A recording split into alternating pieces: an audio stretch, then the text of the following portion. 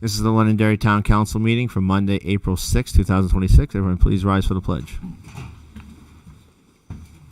Pledge allegiance to the flag of the United States of America and to the republic for which it stands, one nation, under God, indivisible, with liberty and justice for all.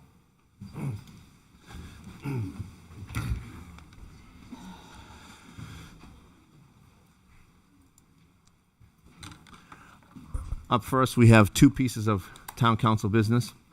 First off, there was a complaint that I received regarding Councilor Combs. And Mr. Mulholland, I asked you to look into it, and you have some comments. Yes, anonymous complaint received on March 23rd, 2026, alleged town charter violation, alleged that Councilor Combs violated Section 4.8 of the town charter regarding interference, and that he tried to appoint a member of the fire department to the position of Londonderry's emergency management director. The statute actually specifically designates the governing body of the municipality to appoint the emergency management director, not the town manager. So that is within the authority of the council. Therefore, Councilor Combs did not violate Section 4.8. In fact, he was acting within his lawful authority to take the action that he proposed to take. Thank you, sir. Up next, I wanted to address a lingering issue with the council on the veterans tax credit. The town council attorney advised the council that the proposed legal avenues to pursue the veterans tax credit could be challenged in court, and that we as a town would not be in good standing if this was challenged in a court of law. So basically, she gave us a couple avenues to pursue, and she told us that each avenue could lead to us losing on a legal battle.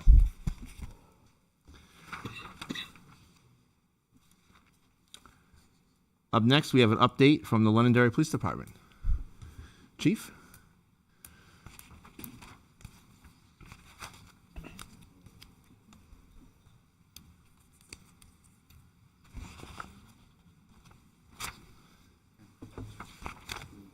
Good. All right, squeeze in there. All right. So it's been a couple minutes since I've been up here. I apologize. Here's some. You're okay. All right. It's been a few minutes since I've had to come up here and give a rundown of where we're at with staffing. Currently, we're at, with 2 backgrounds pending, we'll be at 65 positions of the 68. So we're making progress. Like I have said since day one, I don't take this process lightly, and I don't just hire anybody. As you will see in a few minutes, I'm going to introduce 3 new hires to your town. But first, I'd like to highlight some important milestones in these young men and women's professional careers. To my left, right here, Detective Marvin Alfaro is being promoted to the rank of sergeant.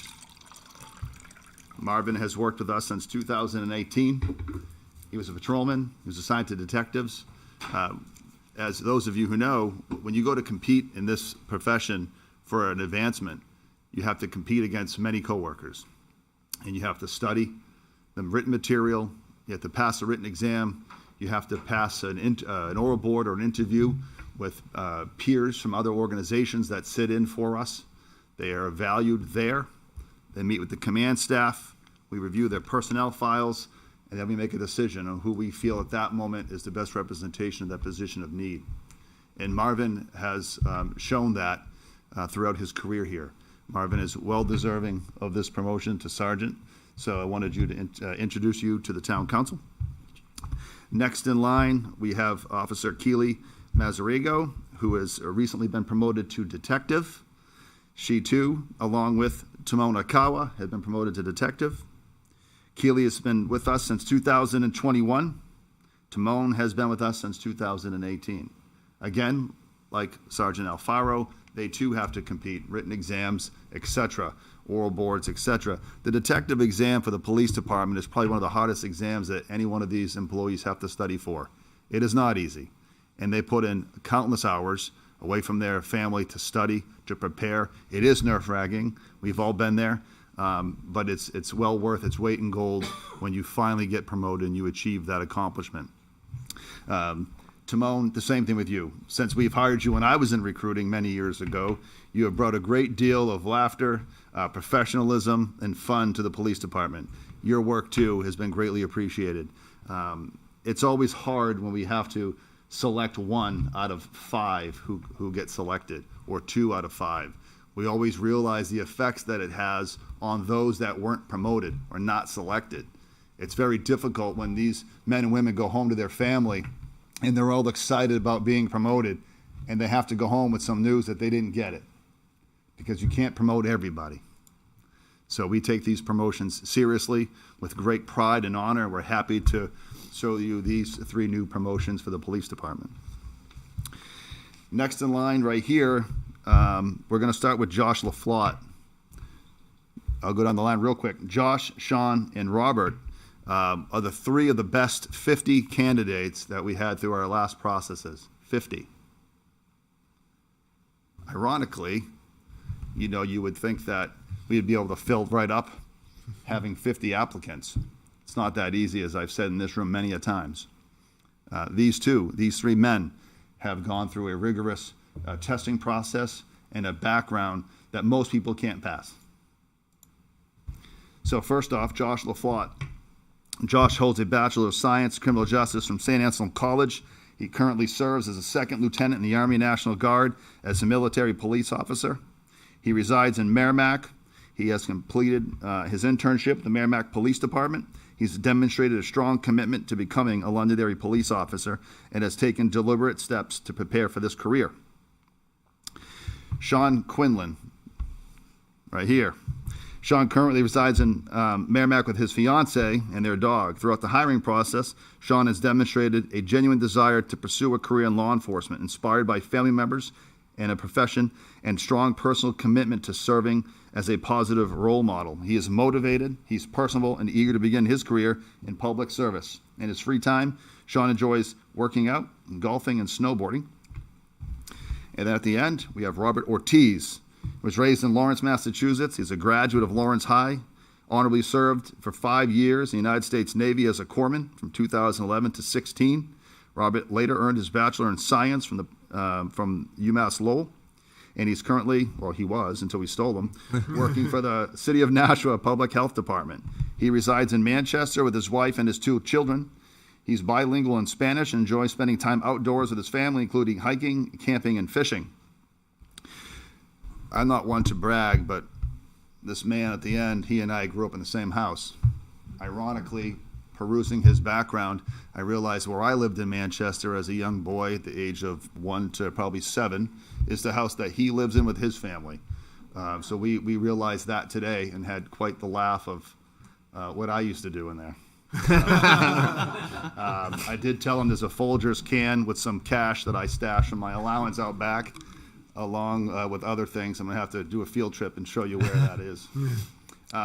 These 3 men will be attending the police academy in May, but today they started their in-house field training, or their in-house academy with us for the next 4 weeks in preparation to go to the academy for the next 16 weeks of their lives. They're looking forward to it. They're excited about it, and we're excited about that as well. So if you guys don't mind, could you please go and make the rounds, please, and say hello.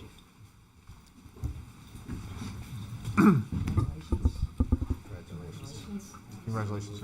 I'm seeing you. Congratulations. Congratulations. Congratulations. Congratulations. Welcome aboard. Congratulations. Thank you. Welcome. Congratulations. Congratulations. Congratulations. Good to see you. Congratulations, sir. Welcome aboard. Thank you. Welcome aboard. See you lately. Welcome aboard. Thank you.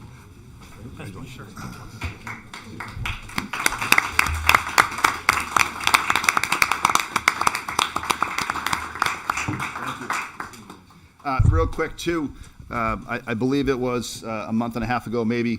I couldn't remember if it was you or Dan that had mentioned an update for people that depart the PD. Yes. There you go. That's me. It was you. So, Not just the PD, everybody in town. all right, well, Anybody else who want works to for the speak on town. that, by all means, come on down. So we've had 2 resignations in the last month and a half here, hence the reason why we just made a promotion to sergeant. Junior Garcia, who was with us for the last 13 years, has taken a different career field in general, pretty much looking for a different, how do I say this, better life situation for all. Being a police officer in today's world is not an easy job, and it's tasking, it's daunting. long hours, and all the assignments that come with it can be a lot for families and officers. So he has chosen a different career, and his last day with us was April 2nd. And then, recently I've accepted the resignation of our IT director, Tom Roy. Tom was hired by the town in 2010. He has worked at the police department since 2019. Tom has taken a different job in the IT field in a different state. So Tom's last day will be at the end of this month. While these men have not done 20 years or more for our police department or our community, their contributions don't go unnoticed. These men, like all employees when they retire, they help shape us and they make us the agency that we are today. By all of them, had worked for us. So with that, that's all I have. Anybody have any questions on any of these? Any questions for the chief? I just have a question, Kim. Please. So, you said you're up to 65 now? 65 of 68, yeah. Okay. And that's counting the ones that just retired?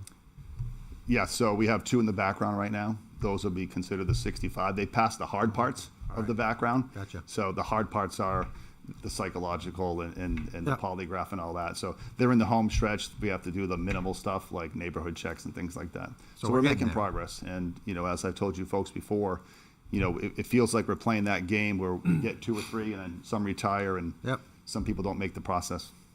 Thank you. Any other questions for chief? No, thank you. Thank you, sir. Thank Appreciate it. Up next, we have a special presentation from the Manchester-Boston Regional Airport Director, Tom. Thank you, sir, for patiently waiting. Please. I may be a while, so I'll sit. Yeah, please sit. Ron, I also wanted to mention Oh, that yeah, please. Jeffrey McGraw, who's on the board of the Airport Authority, is also here behind the airport director. Pink? He's welcome to take any questions if need be. Absolutely. All right, well, good evening, Mr. Chair and council members. I appreciate the invite. Councilor Combs, who attends our Airport Authority meetings on a regular basis, invited me here, so I appreciate the opportunity to provide an update from the airport. So first of all, since it's been a while since I've been in this room, my name is Tom Malafron. I'm the airport director at the airport. Closing in on 1 year in this position, but this is position number 8 in Manchester in year 37, so I'm certainly not new to the airport. Seen lots of changes over the years, and obviously our relationship with the town is critical to what we do every day. And the folks behind me, the relationship that we have with the fire department and the police department, under our mutual aid agreements, we could not do what we do without them. So certainly appreciate everything that they do for us. With that, this presentation we just gave last week for our Airport Authority members, and the conversation kind of changes every quarter, and it's based on what's going on in the industry. So I'm going to move through this fairly quickly, but I don't want to make this a monologue. If you have questions about anything that I mentioned at all, please fire it out there. I'm happy to address it. And I'll try to leave a few minutes for questions at the end as well. So what I wanted to do today is provide a little bit of an update on what's going on in the U.S. airline industry, kind of a macro level, what's happening with U.S. airlines, and then talk about on the micro level, how is that impacting us here in Manchester. So as you can see, the partial government shutdown that lasted 45 days obviously had an impact on us. Fortunately, the executive order that the president signed got our TSA agents paid. A lot of those TSA agents are town of Londonderry residents.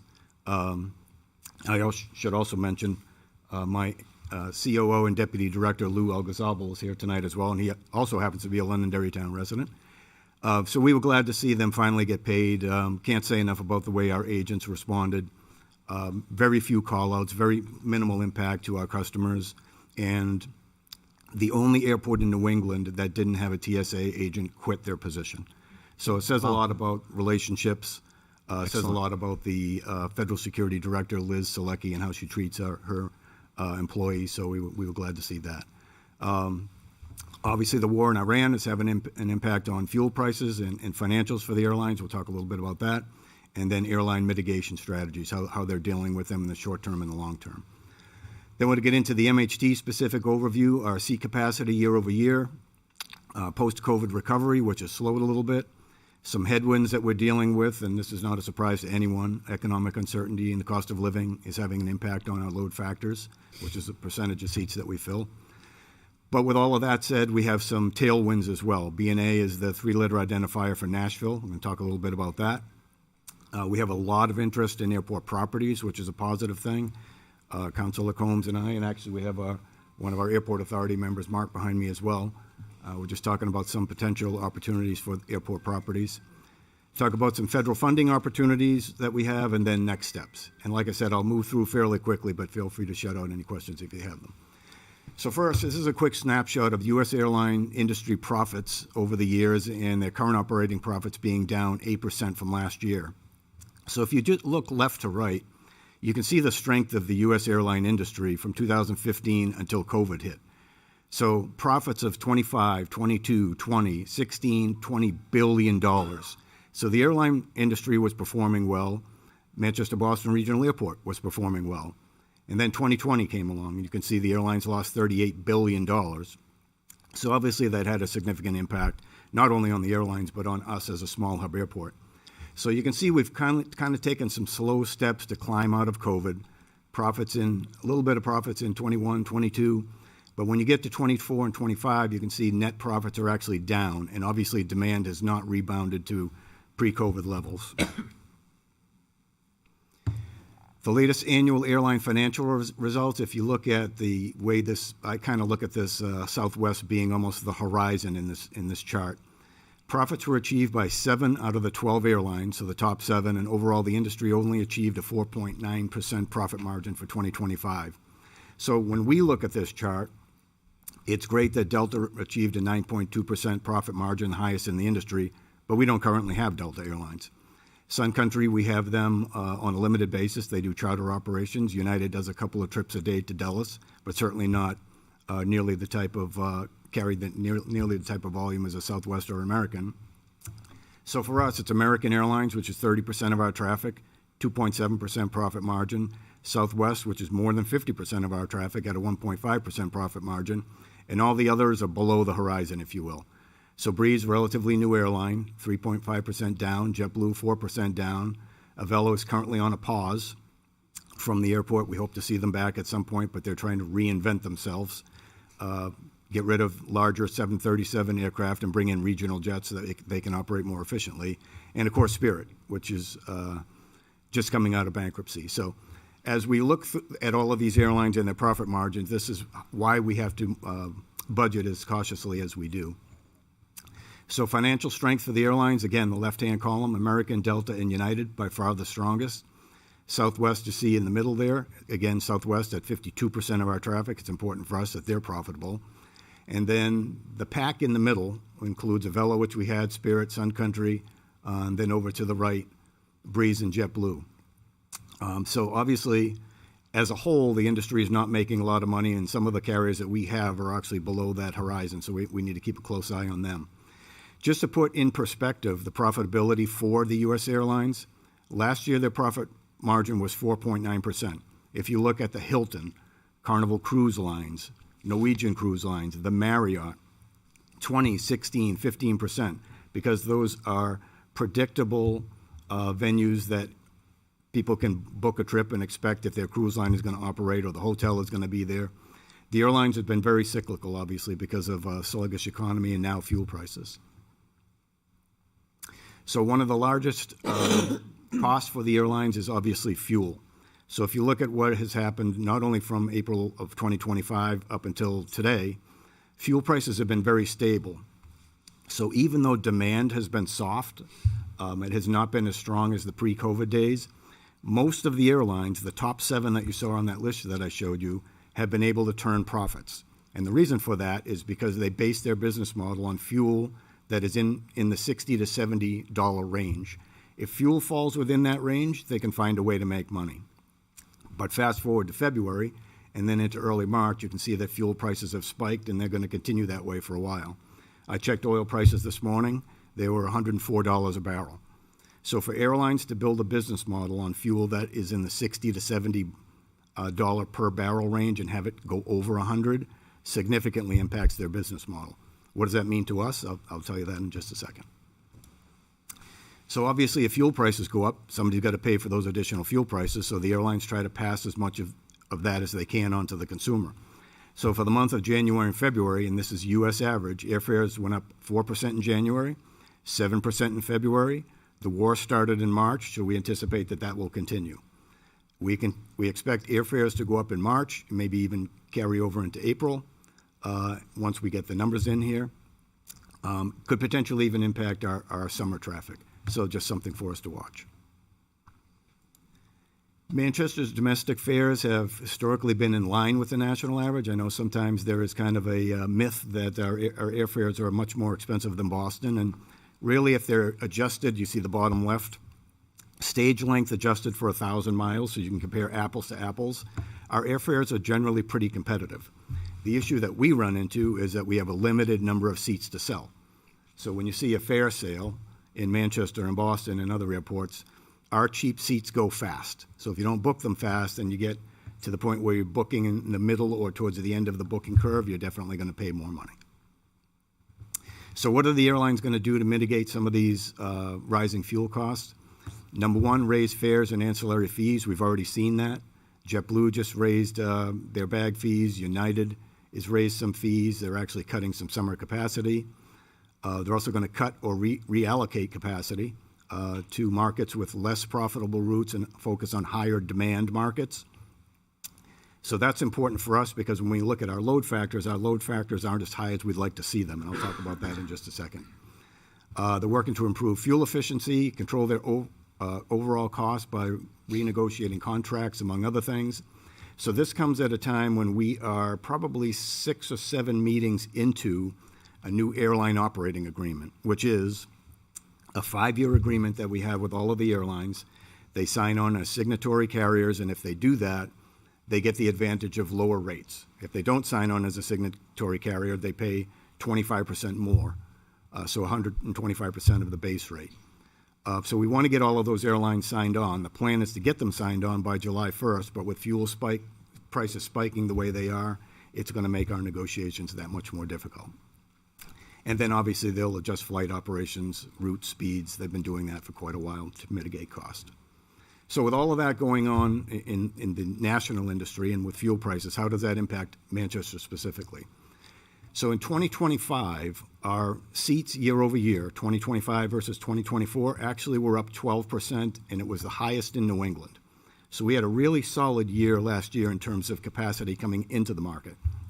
Some of that was brought in by JetBlue, by Breeze, relatively new carriers to the airport, the other airlines adding some service.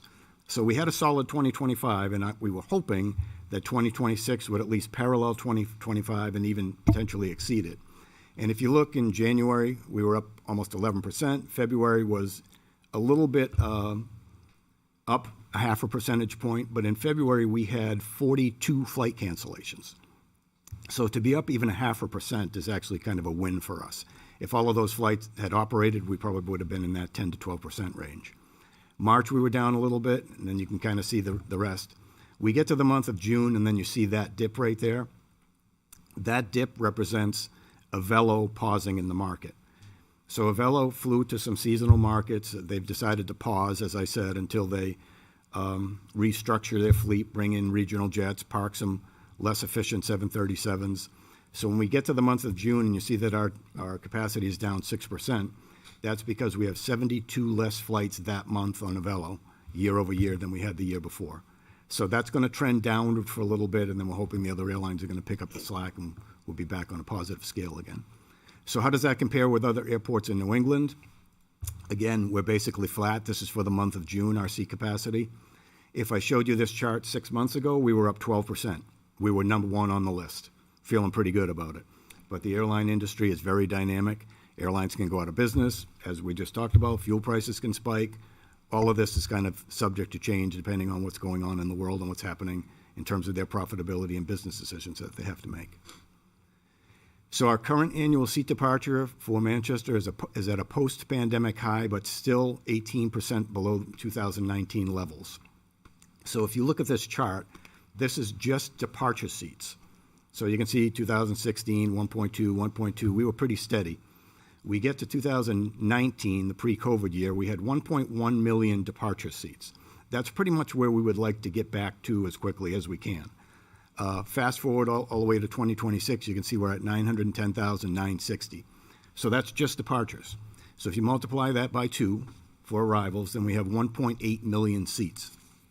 If you apply an 80% load factor, if we average about 80% of those seats filled, then we get to about 1.4 million passengers, which we'd be good with. But if we were at the pre-COVID number, that gets you closer to 1.7 million passengers. So we have some work to do in terms of our recovery, and that recovery, unfortunately, we think is going to be slowed because of fuel prices. This is just a snapshot of our load factors, which is the percentage of seats that we fill. Calendar year 25 is in green. So you can kind of see we're a little bit below the U.S. average here. We would like to be higher than the U.S. average. You know, the green is the U.S. average, the blue bars are Manchester. So that gap basically represents demand that's lost, seats that haven't gotten filled, and part of that is because we live less than 50 miles away from a large hub airport. So, tailwinds, not all bad news. The fuel prices are a challenge. What's happening with the airline industry is a challenge. Having Boston to our south, obviously, is a plus and minus in lots of different ways. But one of the biggest tailwinds that we're looking forward to, again, everything hinges on fuel prices and airline profitability. But we announced about a month ago that Southwest is going to add Nashville to their mix of cities that they serve out of Manchester. So B&A is the 3-letter identifier for Nashville. Service will operate daily except for Tuesdays and Wednesdays, and that's a pretty common thing across the airline industry. Tuesdays and Wednesdays tend to be low travel days. So, years ago, if you asked me how many flights a day do you have, and I could tell you it was 42 or 36 or 28, that's no longer the case. Now the answer is it depends. It depends on the week, the day, the season. So airlines just focus on demand and how passengers behave in any given market. Nashville, Southwest's 6th largest station. And if you see the spoke map there at the bottom, not only is Nashville a good destination for us, but there's 30 connecting markets that will take you points south, southwest, Vegas, Phoenix, LA, all top 10 or 15 markets for us. So it's critical that we have good connections to those markets. And then the reason why Nashville is so critical to us is more than 50% of our traffic flies to the southeast region in pink or Florida, to or from those 2 destinations. Obviously, we have a lot in the northeast, 252,000, which would be the BWIs, DCA type flights, Philly. But Nashville kind of hits the sweet spot right there, which is why we are looking forward to it. Begins October 1st, and hopefully it'll be successful and they'll add more frequency. MHC financials, this kind of gets into a couple of our departmental updates, and I'm not going to go into this into a lot of detail, but I'll just tell you that this is a snapshot of the airport's overall debt structure. So these different colors that you see are for different series of bonds that we've taken out over the years to do terminal improvements, airfield improvements, roadway improvements, parking garages. The issue that you see here is 2025, 26, you can see the debt service that we have, just under $10 million. That debt service gets spread across the airlines that we have. So the fewer the airlines, the higher their cost, obviously. Our debt service in 2027 and 2028 spike, as you can see, and that was just a result of the way that the bonds were structured. So if you think of a JetBlue or a Breeze, just as examples, the first year that you come to the airport, if any of you want to start an airline someday, year 1, you operate at the airport essentially for free. So you get terminal rental credits, you get landing fee credits, and we give you marketing dollars based on the frequency of flights that you operate and the size of the airplane. If you meet the criteria that we established for year 1, then in year 2, you get a 50% credit. So you come into the airport basically operating for free, and we're helping you to market.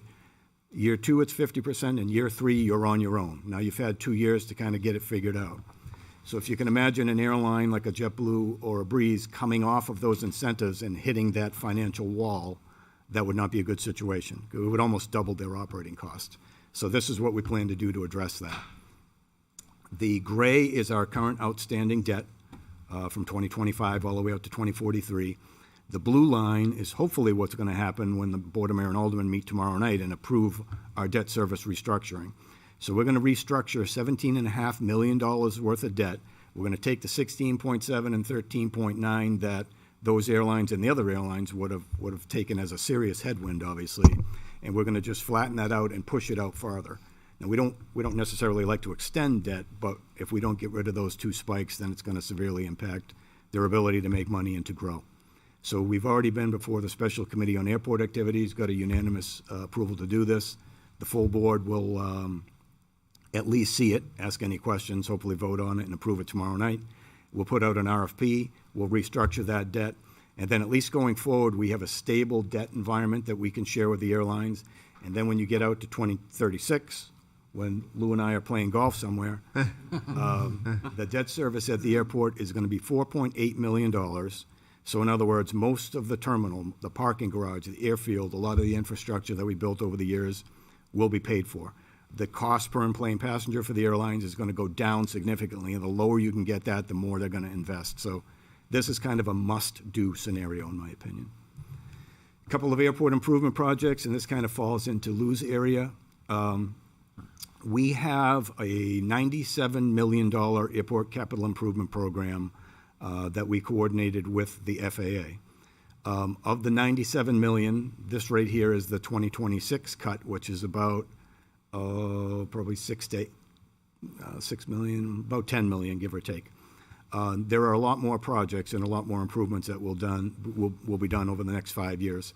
So these are just our 2026 projects, and I'm glad I'm here tonight because the first one that I wanted to just mention briefly is the Airport Master Plan update.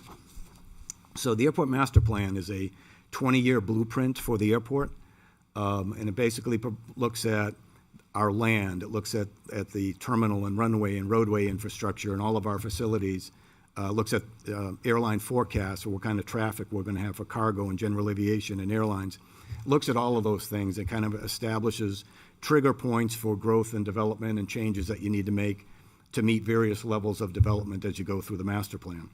The reason that I wanted to mention that tonight is we will be probably reaching out to the town manager and looking for a representative from the town to sit on one of our committees to help us go through that plan. It's going to be a very transparent, very interactive process. I'm kind of excited about it because this will be the third one that I've been through. The first one was in the late 90s and really focused. Well, if you look at that aerial photograph, the terminal building is obviously right in the middle of that picture.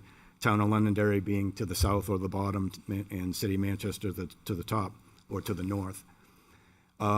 The terminal building was built in 1994, and even though some people still refer to it as the, quote, new terminal building, it's 32 years old. So the new terminal building has HVAC systems that need to be replaced, restrooms that need to be upgraded, escalators that need to be replaced. And if you look at the cost of those things, it's north of $100 million. It's very expensive and not something that we could do and costs that we could pass on to the airlines on our own. So the Airport Master Plan will look at all of those things. 1994, when that terminal building was built, we had a brand new, beautiful, modern building, which is still in really good shape, but we had very outdated airfield infrastructure. Runways needed to be upgraded, taxiways needed to be upgraded, instrument landing systems weren't updated. So in the late 90s, 1997, 98, that master plan focused on airside. So we have a brand new terminal building in 1994. We focused on airside in the 1990s master plan update. We got 2 extended runways, a Category 3 instrument landing system, which you can land basically with no visibility, which is how we got our cargo operators, or a big part of why we got them, which carried us almost through to about 2011, and then we went from airside to roadside. We did roadway improvements, parking garage, signage, wayfinding, and things like that. So now you have a relatively new terminal with much improved airfield infrastructure, much improved roadway infrastructure. So you fast forward to 2026, what do we need to do now? I'll tell you what we do not need to do is expand capacity, or add capacity. We have a 9,250-foot runway that will take you nonstop in a fully loaded 767 from here to Europe or from here to California. It doesn't need to be any longer. We've got 1,000-foot safety areas at the ends of all of our runways, which we didn't always have, except for the 2-4 end, and we've got another system that equates to a 1,000-foot safety area on that end. New taxiways, new nav aids. So for this master plan, we're focusing on efficiencies, technology, and terminal upgrades. So getting that terminal operating as efficiently as we can so we can pass on low cost to the airlines. Taxiway Gulf and Delta project will begin, actually pre-construction meeting is tomorrow. That project will begin soon. Continental Paving is going to be doing that. Taxiway Echo, which takes the cargo carriers to and from runway 1735, will be done next year. We're currently replacing the airfield electrical vault, doing a drainage study, and purchasing snow removal equipment. On the IT side, I won't get into a lot of detail in this other than to say I'm sure your IT folks are looking at the same thing that our IT folks are, and that is we get daily briefings from our federal, state, and local partners. We are a country at war now, so obviously we have to be very careful. We've seen some sharp increases in phishing attempts and people potentially trying to harvest our credentialing, our information. There is a term here called living off the land. I'm sure you've probably been familiar with, and one of the things now that in these cyber attacks that these folks are trying to do is infiltrate your infrastructure, your IT infrastructure, and basically live there, whether it's a flight information monitor, something that controls your building automation system, whatever the case might be. But infiltrate your IT system, sit in that system quietly until they decide to do something, whether it's for ransom or just to take your system down. So constantly watching that every day. A couple of properties to update you on real quick. ProStar Aviation is the building on the right in the blue that you see. ProStar does high-end avionics work for companies like Falcon Jets, Pilatus, and several others. So they're looking to do a 40,000 square foot hangar expansion, which will mean more corporate jets, more jobs, so that's a good thing for the airport. Signature is also looking to expand. They're going to add a 5th hangar. They've got 4 now. That project will take place in 2027. So again, you're going to see more corporate jets coming to the airport, not necessarily a lot of more operations, but just the type of operations. Again, more jobs, more economic activity, more fuel sales for the airport. For anyone that operates in the GA, general aviation sector, meaning small single-engine private pilots, one of the things that we're going to look at in the airport master plan update is to consolidate general aviation operations into the northeast corner of the airfield.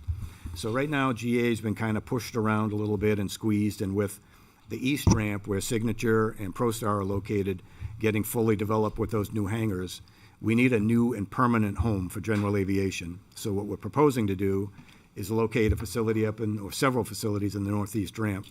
So the white hangars that you see there, and this would be on the Manchester side, the white hangars that you see there are existing hangars.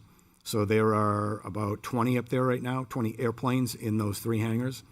We have the ability in the purple hangars that you see to add up to 30 more. So we have plenty of room for expansion. We're not trying to squeeze general aviation out. We're actually trying to encourage them to come here, build a business in this community in the northeast section of the airfield where they can stay for many years to come. So what's next? I know I went through that fairly quickly. So for us at the airport, we need to focus on our 3 strategic goals for 2026, which are the complete negotiations and execute the new airline operating agreement that I just mentioned.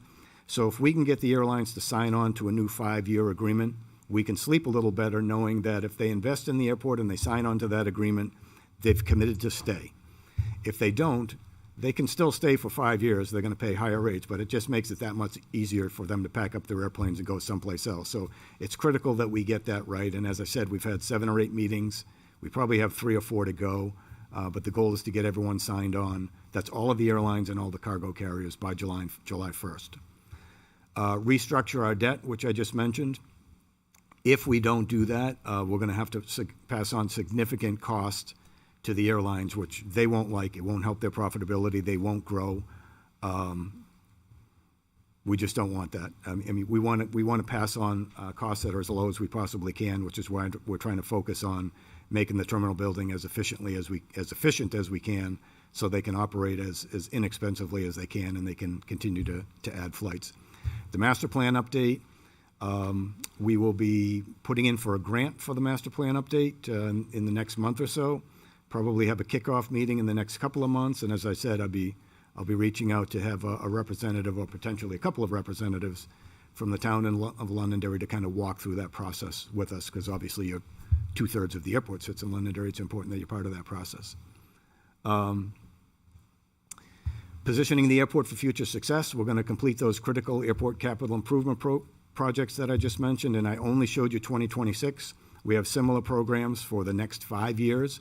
We hope to get about $97 million of those projects done, and again, we can't do that on just airport money. So 90% of those projects will be paid for with FAA funds, federal funds, 5% from the airport, 5% from the state. So to get $100 million worth of infrastructure improvements for $5 million, I think is a pretty good investment. The other thing that it does for us is the one thing that I always feel good about is we have really good infrastructure. Our runway infrastructure, roadway infrastructure, terminal infrastructure. You can't rebuild what we built over the last 30 years again for all of the environmental reasons and everything else. So we're very fortunate to have strong infrastructure. And as I mentioned in the beginning, the relationship that we have with the police department, the fire department, the town, we consider that part of our infrastructure. It's not just a relationship. If we don't have that, we can't do these things. So the relationship with Chief Bernard, Captain O'Donohue, the fire chief who actually we just met, we hope to spend some time with and develop a good rapport with as well, critical to everything we're doing. Budget based on new realities, everything that I just mentioned to you, we submitted a flat budget a couple months ago and felt pretty good about it. We made some pretty dramatic cuts to be able to do that and say to the airlines, we're not going to increase your cost. But now costs just went up again because of fuel prices. So we're going to have to go back to the table and figure out how we do that, much like all of you are probably challenged in the same way. Staffing, we're not immune to staffing issues just like anyone else. We currently have 14 open positions at the airport. We can get candidates. We can't always get the right candidates. So they're challenging positions. They take, like the police department, as Chief Bernard said, it takes a commitment. And they're challenging and they're difficult, but if you're the right person and you have a little passion for aviation in your blood, it's the best job you'll ever have in your life. So we're actively looking for those people. And then at the end of the day, we do everything we can to turn whatever headwinds we have, that we have into tailwinds, and find some opportunities through all of this, which I think we will find as we go through the airport master plan update. So with that said, I'll be happy to answer any questions that you have. Any questions? Any questions for the board? Wow. Good. No, great presentation, great job. I fly through that airport frequently, so I absolutely love it. So I want to see it just grow and prosper. It's great for our community. Well, we appreciate all the support, and as Councilor Combs knows, you can spend about a half an hour on each one of those sections, so that really is broad brush. But at least you kind of have a picture of what we're dealing with, the good and the bad, the challenges.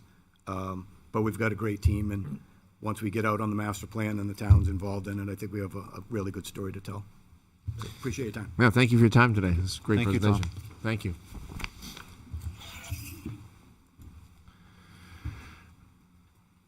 All right, I'll open public comment.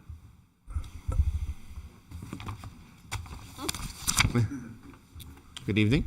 Good evening, Mr. Chairman. Jeffrey McGraw, 9 Meeting House Drive. Just wanted to add one real quick addition to Tom's presentation, and this is from my experience at my career as a business consultant. I've been in over 100 companies, seeing people new to the CEO role, and I've been in 2 or 3 meetings with Tom, and he really hit the ground running. It wasn't I'm the new CEO or the new chairman. I've got a couple ideas, but I'm going to think about it. It was, I'm the new chairman. I've got 17 ideas. I've got a lot of stuff going on. It was, we've got a really great, at least Tom, got a really great guy with our managing the resource for us. And it's, we should all be really thankful that we have him in place. And again, coming from a business consulting role position, there's a piece of data that he brought up to me one time that he didn't bring it up, and I think it's a phenomenal piece of information. It's the ability to keep costs at not growing more than 3% over, is it 10 years? Since 2012. Since 2012, so 14 years, costs have gone up 3%. So anybody that manages a big organization, Sean, the chief, keeping costs going up 3% over 14 years is exceptional. So, he's talking about spending a lot of money, $100 million here, lots of infrastructure investments. This is a team that really knows how to squeeze a penny and get really good results. So, just my 2 cents. Thank you.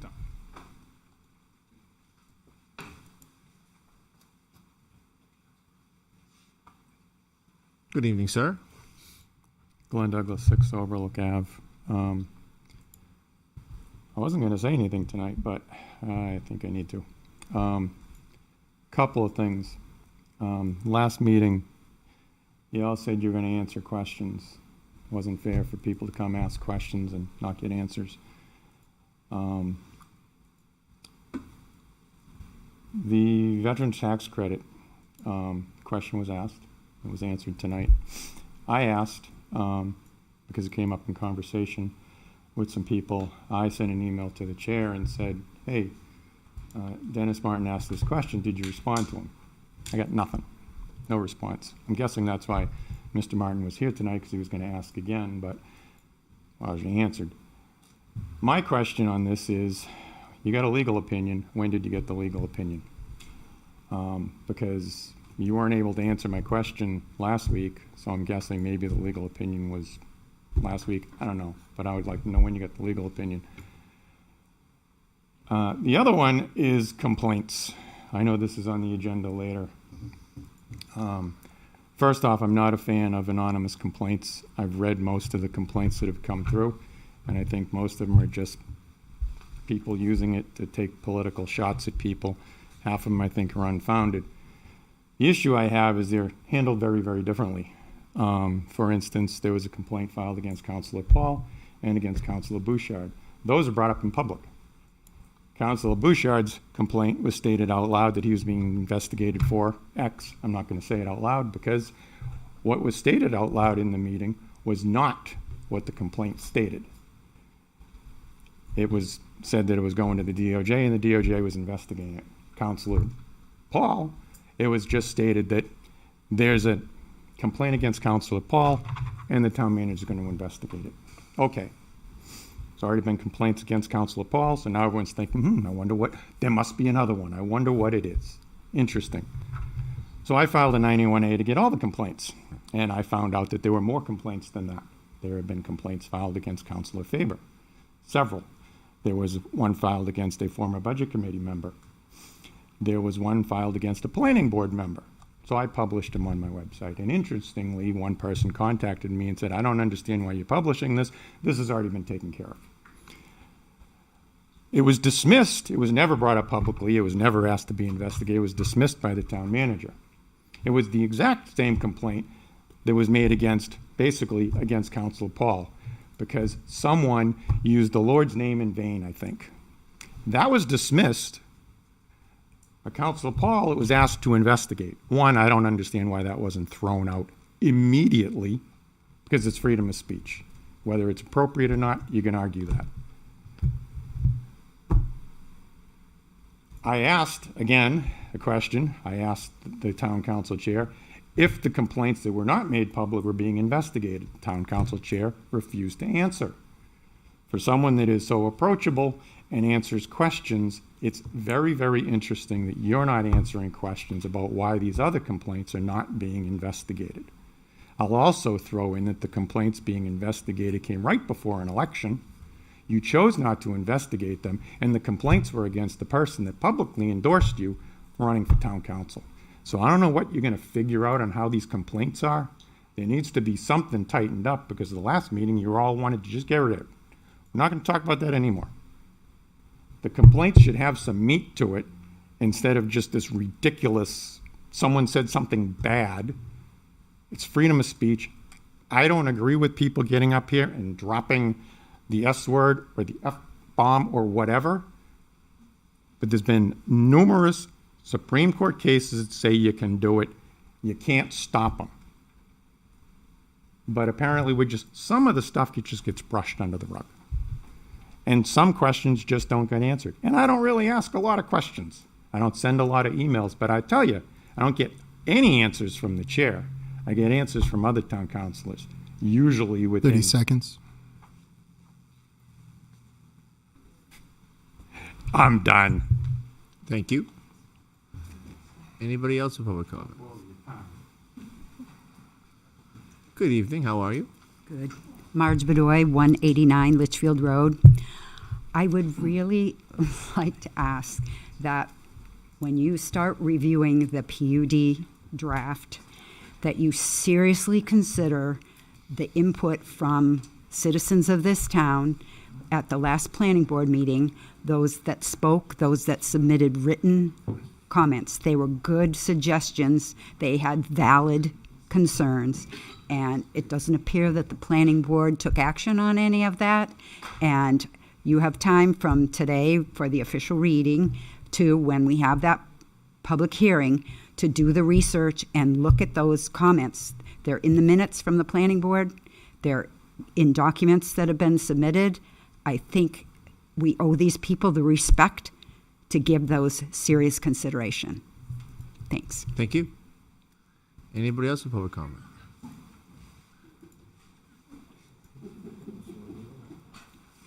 Good evening, Christine. Christine Perez, 5 Wesley Drive. So for months and months and months, I have been following the agendas and future agendas and that were put out, which was something new with this town manager. And it appeared that y'all and the town manager were finally going to accomplish some things that had been neglected for years, okay? For an example, the administrative code that had not been updated since 2008, the process for the use of legal counsel, how you can use legal counsel. Because of the bills, it's my understanding that the bills have been outrageous. I'd like to know what the last 2 months' bills, there's a question. Municipal codes, which provide the groundwork for our town and how it's governed.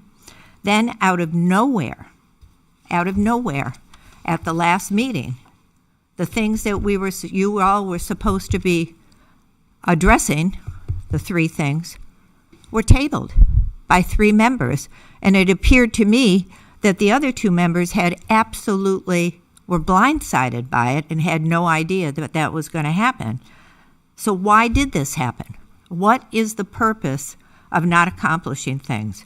Why are we putting the brakes on the very vital codes and policies that we need for this town? Why? And now I see that things are pushed out and out and out, things that were going to be done within a couple of months.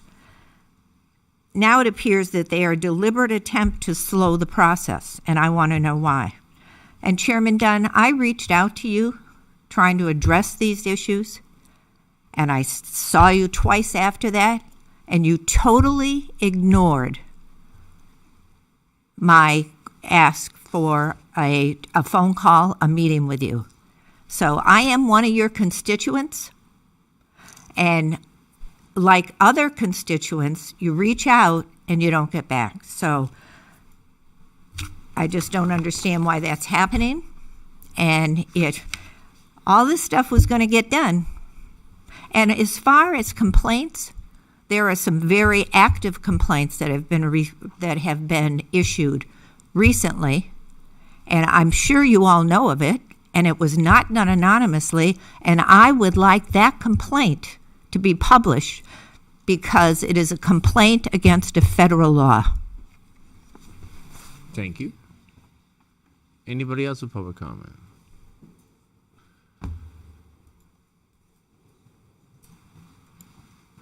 Good evening. How are you tonight? Hi.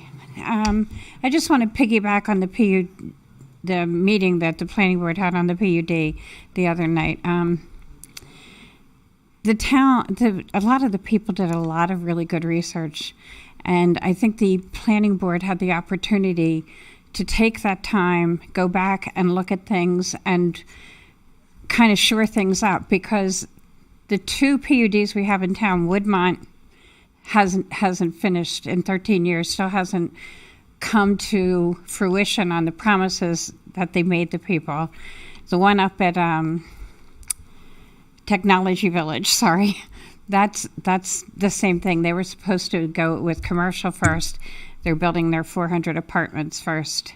and because that's where they're going to make the most money. So if we can't, as a community or as you as a council, be able to keep under control the PUDs we already have, then we really need to tighten up more than what we've already tightened up. And I do know that the planning board put a lot of work into it, and they did tighten a lot of things up, but it's not tightened enough.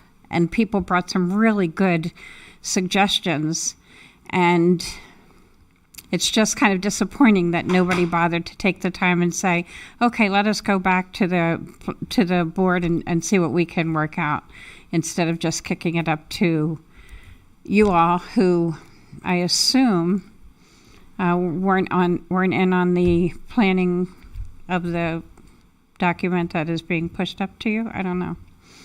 Maybe Sean knows more because he was sitting on both. But if we can't keep the 2 PUDs we have going, if we don't shore things up, how are we going to ever control the ones that are going to come down the path? Thank you. Thank you.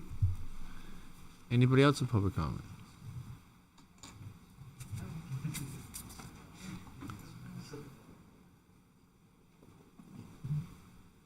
Good evening. Good evening. Dave Lewis, live at 168 Mammoth Road. I don't know if this is already an agenda item, so just let me know if it is. I didn't see it on there, but a few of us are here in regards to the skate park. Really just have some questions about how it's going to be handled, timeline, things like that.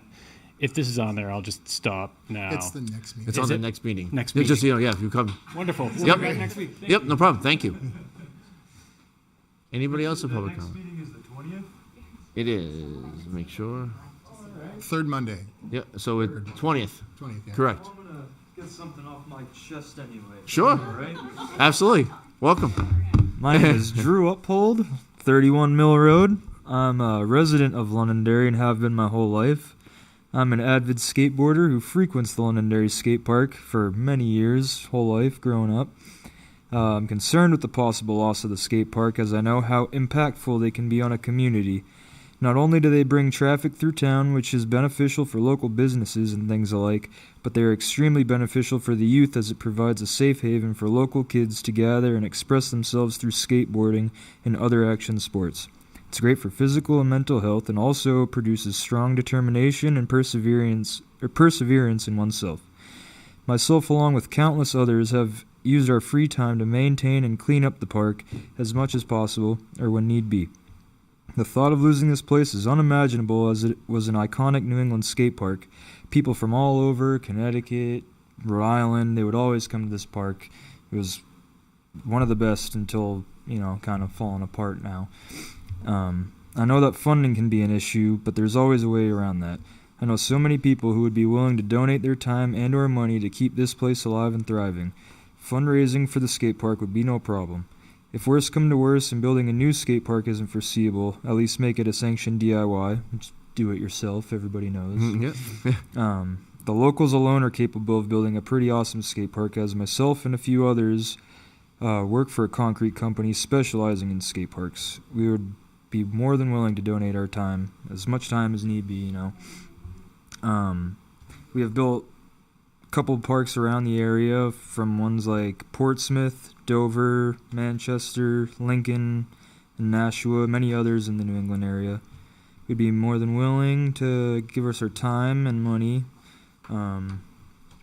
to bring a new and safe skate park to this community, because it's very meaningful to the youth, and it gives a good outlet for them.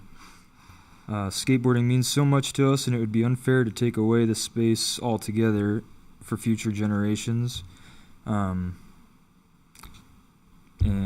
I just think it's a really solid place for kids who don't like sports, like basketball or soccer, football, whatever. It's an alternative, and it really shaped a lot of awesome people. And thank you for your time, and I hope we can make something special happen in the town of Londonderry, and I'll be back on the 20th. Absolutely. Thank you. Thank Please you. do come back. Thank you. Anybody else in public comment? Yeah. Good evening, Martha. How are you? Martha Smith, 38 Chester Drive. I just want to reiterate some of the things that have been said before, that the PUD, I do think that that's really important. I went to that planning board meeting. There was a lot said by community members. I think that on all the boards that serve this town, basically, we're serving the community, the people here. And I think that it's important to listen to their feelings and what they have to say, not necessarily their feelings, but they had some very good thoughts that they put out there. One of the things that was said at the planning board, I asked, what's the benefit to Londonderry of the PUD? And the answer that I think I got back was that they like the PUDs because they can control it. Well, we did not control Woodmont. Woodmont, basically, it looks to me, and I don't know enough about all of the details, but they buy the land, they know what they're buying, but then they need all these extras that now, some of those extras have fallen upon the town to make them, because we want the development too. They knew that they didn't have the infrastructure when they bought the land, so, why they make the purchase? Maybe, I don't know, maybe there were agreements ahead of time, I don't know. But if the idea is control, then we want things in that PUD ordinance that the town has the ability to control, that they can't just sell off everything the way they want to, do the development the way they want to. I know that the PUD that was presented at that planning board meeting did have a lot of those things, but it could be even tighter. And I suggest that if we're going to have large parcels that are totally developed, right in the middle of somewhere in the town, we ought to be able to say what the community wants in that. The second thing I wanted to bring up was the skate park. I didn't even know that it was closed. I think that we offer very little in this town for our youth. And if they enjoy that sport and they want to get better at it, and I mean, it's a competitive sport now, I believe, I think that is a very serious thing that we should consider. We got a lot of youth in this town, and we need to support them as well. Thank you very much. Thank you, Martha. Anybody else in public comment? Ray, how are you tonight? I'm doing well. Good. Ray Bresson, 3 Gary Drive. I've heard a lot, not necessarily this evening, but prior to, about transparency. And we also hear about people willing to step up and volunteer their services, and these folks here that just spoke about the skate park. Here you got some people that are willing to step up and donate their own time, and I just feel that we hear about this transparency. We hear about including the general public in decisions, and then we got a problem with people not even showing up at a public meeting because they don't feel they're being heard. We need to hear the general public. We're here, you're here, to serve the general public. Please don't lose track of that. I mean, you've got a lot to do. You've got a lot of development coming forward, and if they're following the RSAs, sometimes you got to go along with it. That's true. But please, let's listen to the people. The people are willing to assist and help out, but they need to be heard. Thank you for allowing me to speak. Thank you, Ray. Anybody else in public comment? Seeing none, I will close public comment. Up next, we have boards and appointments. Are you going to answer the questions that they asked? At the next I meeting. thought we were doing that. I'm going to answer the question at the next meeting. I got something I want to add. Okay. Mr. Chair, I know you asked that we limit any long speeches, so I'm going to be as quick as I can. After attending the 91A training session that was held on March 25th, I want to address some concerns about the March 16th Town Council meeting. It is very clear to anyone that watched the March 16th Town Council meeting that there were 91A violations where council members had discussed and made determinations on the outcome of the issues without the entire council being informed. The statement was made that we need to respect people's time. Mr. Chair, you stated if people come up at public comment and have a question, Councilor Faber will write the questions down, and after public comment, they would be answered. Mr. DeFrancisco came up and asked about opening the charter and looking to see if the current form of government needs to be improved. This has been asked several times. His question went unanswered. Mr. Martin came up and asked again about the veterans tax credit, and that went unanswered again. I want to address the veterans tax credit. It was asked tonight, when did we get the legal opinion? On February 10th, 2026, we received a legal opinion from the attorney. They looked at several options, and the bottom line is that there is nothing that can be done. It unlikely that the program would successfully withstand a challenge in court. When this was brought up, it was my understanding that when we approved the increase, it was for the following tax year, as we were already halfway into the current tax year and could not make it effective immediately. When the assessor was here, I feel that he should have clarified that when we were looking to pass this. The attacks against the town manager were unwarranted. He was not at the meeting when this was brought up, discussed, and voted on. A mistake was made, and it was not addressed by the council in a timely fashion. We need to do better at addressing these concerns, Mr. Chair. Okay. I'm going to follow up on one of your concerns. Yep. Mr. DeFrancisco brought up a concern. I've addressed that with Mr. DeFrancisco, and we are looking into that, and it's much deeper, and I'm going to contact him, and we're going to discuss it. It's a much deeper opinion. Well, now I got a problem. Okay, so I think we're going to address that at the next meeting. Okay. Just wanted to give a chance to Ron, talk. Please. I'd like to speak now. Please, go ahead. I've brought up a couple times, and I know you don't like this feeling. I don't like this feeling. I feel like there are things going on that I have no idea of what are going on. People are sending in emails. You see them. I don't necessarily see them. Dan or Sean, I don't know who sees what. I just know that I can speak for myself. Okay. But it would be nice to know that you did address that. So I don't look like an idiot going, oh, Tony, I'm really sorry. I didn't know if they got back to you or not. That makes me look stupid. I don't appreciate it. I don't appreciate not knowing what's going on. And that's not a violation of 91A to give information to people.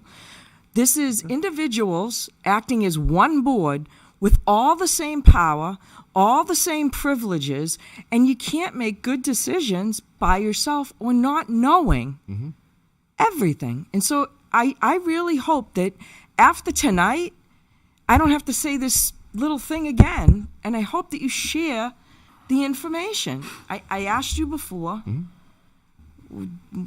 after the last meeting, and obviously it didn't happen. Okay. Mr. Chair, if I may. Sure. So, on the veterans tax credit, yeah, we had the legal opinion. I think the desire to try to get something done with the veterans is very important. So, I called DRA, and I wanted to see what happened with the veterans tax credit. And so I asked, just to make sure, because, I don't want this to get messed up next year, too. I asked DRA. We took a vote. We set a date. We set it effective August 1st. And I talked to the chairman. I didn't just talk to somebody out there. I talked to the guy in charge. And he said that as long as we specified a date, it would be effective, and DRA would not have had a problem with that. Any one of you can call DRA if you want to try to say that's not true. So I asked, okay, well, what would go wrong? We approved it. We did a motion. I went back and checked the motion, made sure we had an effective date included in it. It was August 1st. And he said there could be sometimes an error where someone might think it doesn't take effect in the tax year, but we're not a select board. We're an SB2 town. We're the governing body of it. So if the governing body says it takes effect, because when I looked up the RSA, it said July 13th, 2025 is when this regulation takes effect. So if it takes effect and we're able to implement it, I wanted to make sure we didn't screw up on this. And we've taken a vote twice, and he said it's possible that when it got implemented in the town, maybe somebody else was confused by that. But as a town council, we did everything we could to make that take effect within this year, and that it was possible. This is from DRA. I'm just providing what they told me. Can you just clarify who that was you spoke to at DRA? If my phone will load, I can tell you exactly actually who I talked to, and if it doesn't load this page, I can pull it up for you and I'll give it to you. If you could, that'd be great, because DRA's put out 2 TIRs on this. NHMA's opined, our own attorneys have opined on this issue. So this is completely contrary to what the position of DRA, NHMA, and our own attorneys. So I just want to make sure I I'll clarify get you that, the name. whoever it is that may I'll have see said if I that. can pull it up on here. We're good to move on. All right. Up next, we have board appointments and reappointments. We have the resignation. I'll accept the motion to accept the resignation of Patrick Liaison from the Budget Committee. So moved. A motion from Ted. Second. Second from Sean. All those in favor say aye. Aye. Any opposed? Chair votes in the affirmative. Thank you, Patrick, for all your help. You were very instrumental in this budget year that just concluded, and I thank you for all your help. Mr. Chair. While we're at this board appointments and I have reappointments, one more to do, though. Oh. Okay. we talked last time about retirements and okay, yep. resignations. And I was just wondering, because since our deliberative session, we've had some people leave, and I was wondering at some point if we can have them put on here so we can recognize those people. Yes. Thank you. I think that's just a thing we're working on. Yeah. Yes. We plan on doing that. We'll, Also, you went so fast with the vote. I didn't vote, so I'm voting yes. But you said everybody vote yes, but I didn't even get a chance to say yes. Okay. Agenda. Okay. And then we have one addition. Ms. Holden, you had something we had to address tonight to make sure we're stay effective. So we are at the point with Old Home Day that we have one more open seat on the board of directors that's posted, and we've had a couple of people interested, but nobody has actually submitted that last application yet. At this point, we need 5 directors to move forward with the New Hampshire Charitable Trust, and it really is kind of time to get that paperwork done. So in order to do that, my suggestion is, as Doug is not a resident and therefore does not meet the criteria for the board, I volunteer as tribute as an interim director so we can get that paperwork underway. And I will immediately step down upon the appointment of, or the interest or an appointment of somebody else. But I think it's important that we get that paperwork in order to finalize the status as a charitable trust. Well, So I appreciate you doing that. Is the board have that's any my questions? offer to the. No problem with that. No problem. Okay. Thank you for doing that. Oh, great. We appreciate that. That's very Mr. kind. Chair, I just Yeah. wanted to answer. So Sean, that was Adam Denokur. Denoncourt? Adam Yeah, Denoncourt. yeah. Okay. You need a I'll accept the motion to to appoint Interim you director. Interim member. to appoint Kirsten to the position of Interim director. Board of Directors for Old Home Day. So moved. Motion from Dan, second from Ted. All those in favor say aye. Aye. Any opposed? Chair votes in the affirmative. 5-0. Thank you.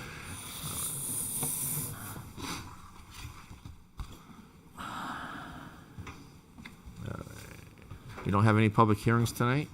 Up next, we have new business. Discuss and approve the request for funds from the Winter Maintenance Fund. Mr. Wally.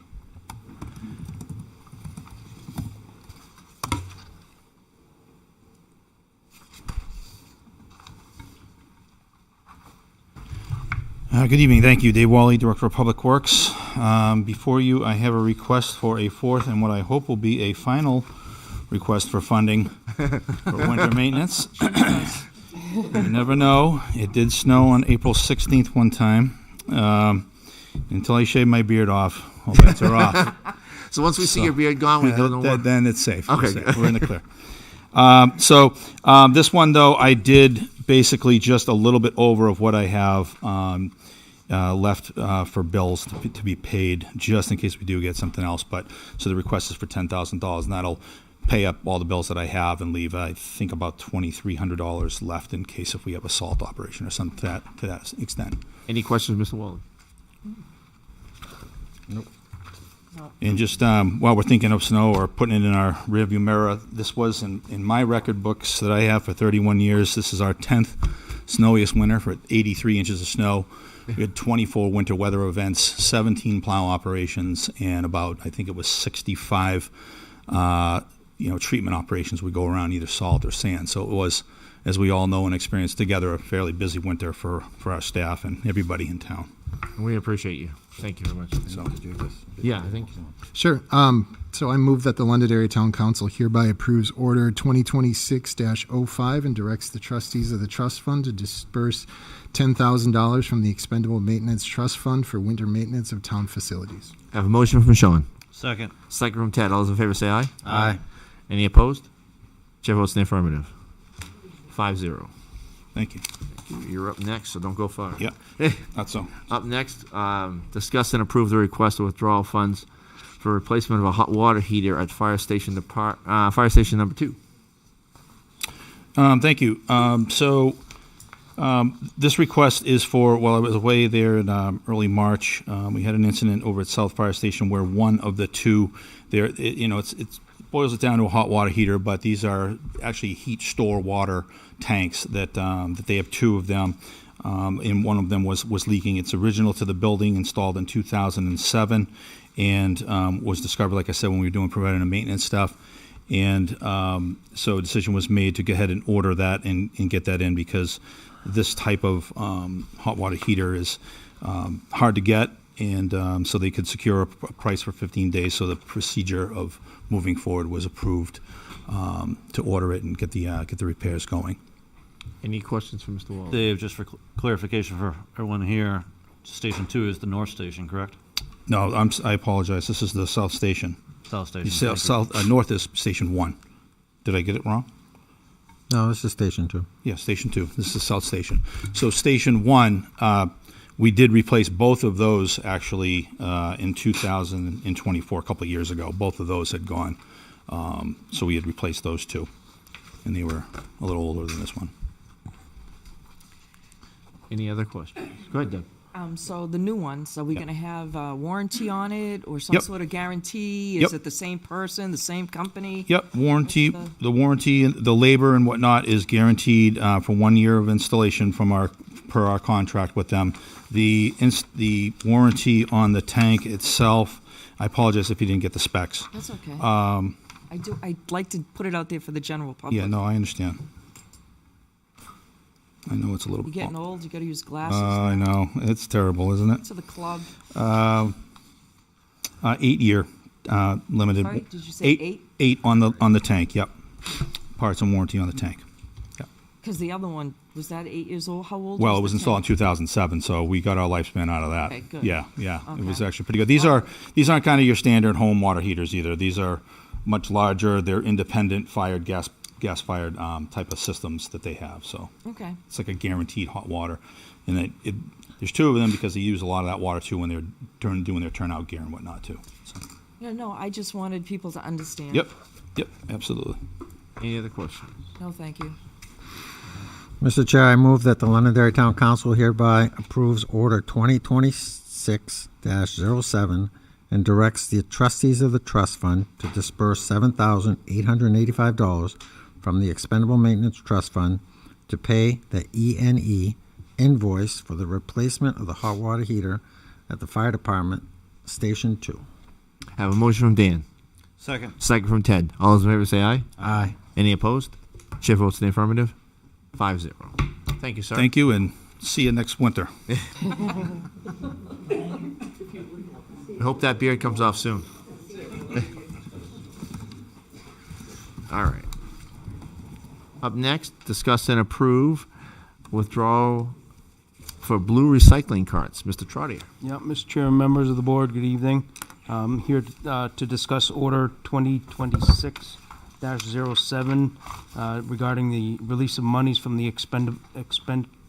expenditure of the Reclamation Trust Funds. Again, requesting the Town Council to approve the release of $15,701 to be used for the purchase of 210 95-gallon recycling carts. These additional carts are to replace some of the existing ones, as well as to provide new carts for new homes in town. Some of these carts, again, they're pushing 10 years in age. They date back to 2016. So that's it in a nutshell. Any questions, Mr. Trotter? I just have a question on the Reclamation Trust Fund. Where does the money come from on that? That is the $3 that is paid when you register your vehicle. Thank you. Any other questions? I will say, putting out there for anyone who creates more recycle at home than what you may normally do, the town has a good program. You can buy one more bucket for your home if you wish to do so for a one-time price. If you want 2 trash cans, it's a more of a increased yearly price on that one. But certainly if you're creating quite a bit more recycle or getting a lot more boxes delivered than usual, having that one more bucket at home makes a bit of a difference. Any other questions? All right, I will accept the motion. I'll move that the Town Council hereby approves Order 2026-06 and directs the trustees of the trust fund to disperse $15,701 from the Reclamation Trust Fund for the purchase of 210 blue 95-gallon recycle carts. I have a motion from Dan. Second. Second from Ted. All those in favor say aye. Aye. Any opposed? Chair votes in the affirmative. Thank you. Thank you. 5-0.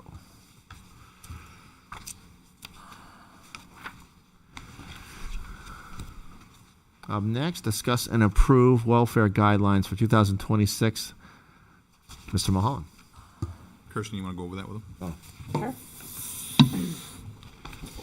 So there are 2 different things on this one agenda item. One is to do another annual adjustment on the dollar amounts in Appendix A to the welfare guidelines. You all did that last year.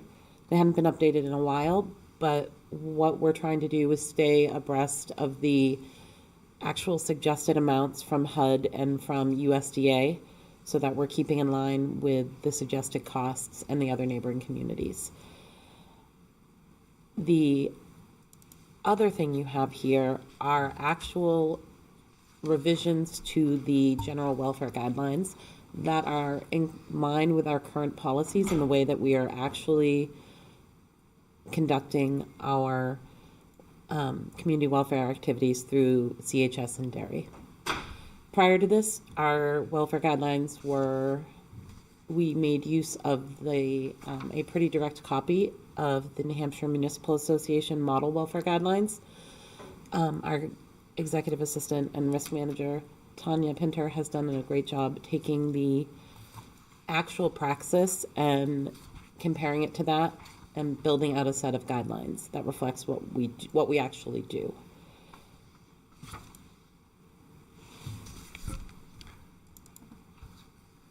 Any questions? Good, Deb.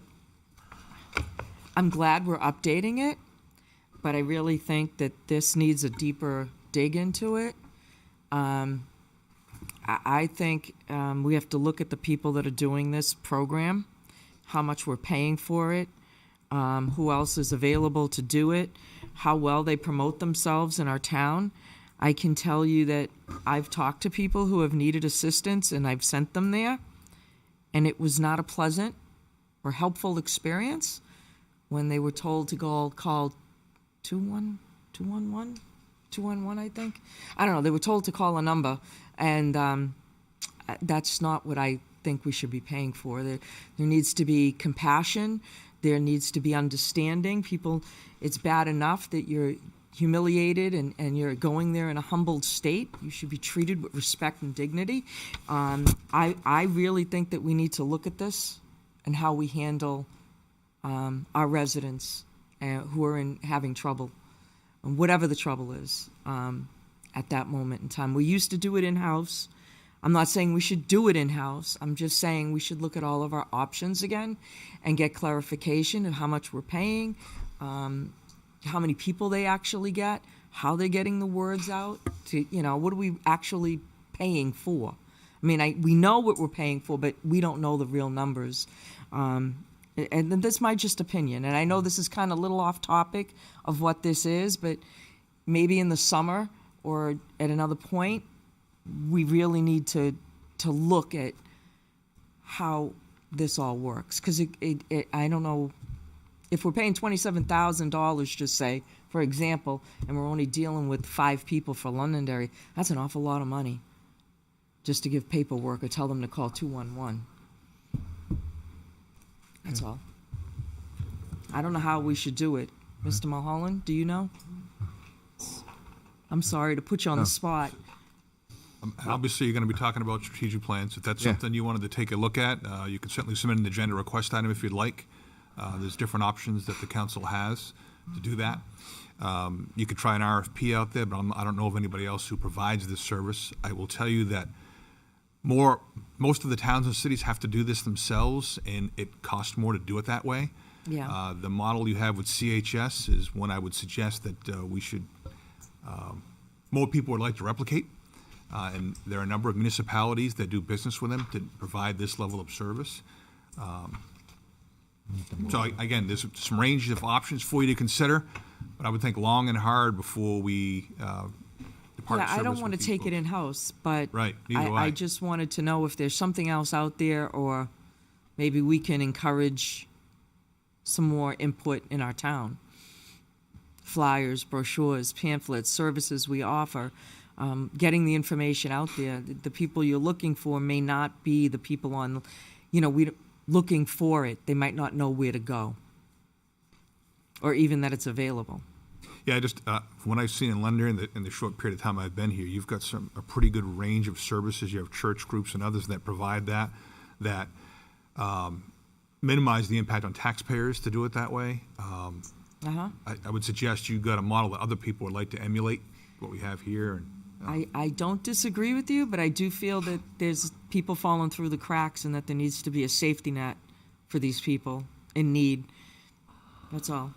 So I guess I would like to hear more on this, because I think you've got a good point. Do you think, because you've obviously reached out to some people who've had some bad experiences, do you think you could gather some info and just get it back to us so we can kind of take a look at Yeah, this I as mean, a council?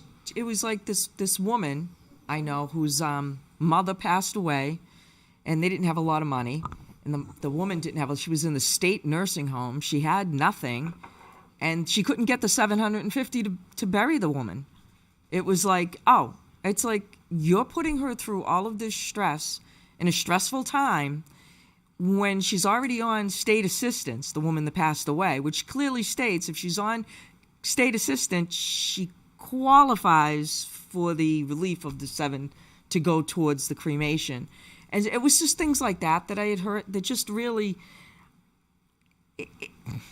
it's a very uncomforting spot. And so it's hard to talk about. Yeah. And I just think it has to be talked about, and it can't be swept under a rug. It has to be looked at. If you have a problem, you have to look at it and fix it. You can't just put a nice white picket fence around it. And yeah, we have great people who help, but... And I fully agree with what you're saying. That's why I'd love to hear more, hear about options, hear about some things. So Yeah, it's if just you want to something- get some stuff and bring it back to us, I'd love to hear more, Okay, honest. then I'll put it on the agenda, and we can maybe hear from the people who run this program, what they do to get the word out and how they help people. I can tell you, Sean, that I used to run the baskets for Christmas in town. And there's a lot of organizations in this community, a lot of churches and different organizations that help out, including the schools and everything else. There is a lot of resources out there, from my experience. But There is, Dan, I but know. sometimes people don't want, all right, so say People don't wanna say ask. they don't want to ask, but they also don't want to be known. Right. They don't want to be known. It's embarrassing. It's embarrassed to say, oh, I need a food basket for Christmas because I don't have any money this year.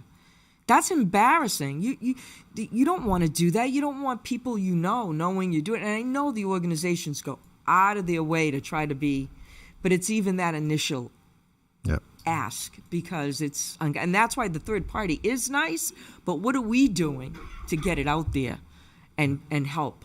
That's all. I'm sorry. Mr. Chair. Good to Kirsten, do you know what the housing numbers were for last year or the prior years? We only have what it's being updated to for 2026. They ranged for different size Right. for different size apartments. They were they were ranged from about $150 to $400 a month less than we have in there now. Food stamps are not food stamps. We don't provide food stamps. That's the federal government. The difference between food stamps and weekly allowance is relatively similar, if not exactly the same as last year. And most of the other ones, the big difference is in those housing numbers that went up 150 to 400, depending on the. I was surprised to see the Netflix one on Hulu that is only $13 a month. I think that they're certainly increasing their pricing on people, and that might be tough on some. But and certainly the basic cable or basic internets. I don't know how you can get basic internet for $40. I think they may need to upgrade some of their other numbers. Those They were have the a ones that program. were. Comcast has a program. They have an actual program on that? Yep, Okay. and CHS works with them. These are the numbers that came directly from Gotcha. them and puts us exactly in line with dairy for these other kind of the incidentals. And while, we don't need to necessarily be in line with dairy on everything, but on this one, a lot of the population does move back and forth between the two. Gotcha. So. Thank you. Any other questions? One thing I just wanted to point out is that Western Rockingham County HUD, which we fall into, we are the second highest on the list, and the highest is Boston, Cambridge, Quincy, Mass. So if you're looking at a 3-bedroom, it's 3526 there. We are 3069. We are the next highest. So it's just interesting to see for property values and rental values that our part of the state is seeing the highest out of anywhere. Yep. So it's just an interesting piece to take into effect. Anything else, the council? Mr. Chair, I'll move that the Londonderry Town Council hereby approves Resolution 2026-03, the revision of the General Assistance Guidelines and Appendix A, allowable levels of assistance payments for 2026 as presented. A motion from Dan. Second. Second from Ted. All those in favor say aye. Any opposed? Chair votes in the affirmative. 5-0. Thank you.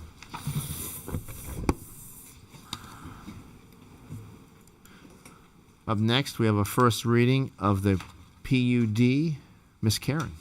Thank you, Mr. Chair. So just as a reminder, this is the first reading for the Planned Unit Development Ordinance. That's Londonderry Zoning Ordinance, Section 5.2. So back in July, you'll recall that the direction of the council was to amend this portion of our zoning ordinance.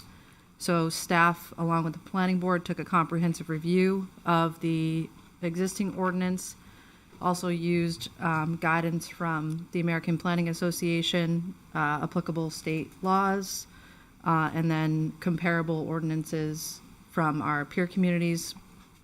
We've incorporated that into the draft that's before you. The planning board held 3 work sessions along with a public hearing. So I think it's fair to say that a lot of time and effort was spent by staff and the board on this to get it to you where it is today. And that vote from the planning board to move it to you was done on March 23rd. And the intent behind that was to get it in front of you, get your feedback, and then hopefully schedule a public hearing. Just a note, I have not scheduled the hearing for this yet. I'm not sure if you have additional feedback that may or may not need to be incorporated. So we would need time to do that if you do. But that would be the next step. Councilor Faber wanted to give you some feedback. Yeah, I do have one thing. After pouring over this, and I know we poured over it for months on the planning board, and I think we really vetted it, but I do see one thing that I think we should change in here. So it's on page 6 under Part C, ownership.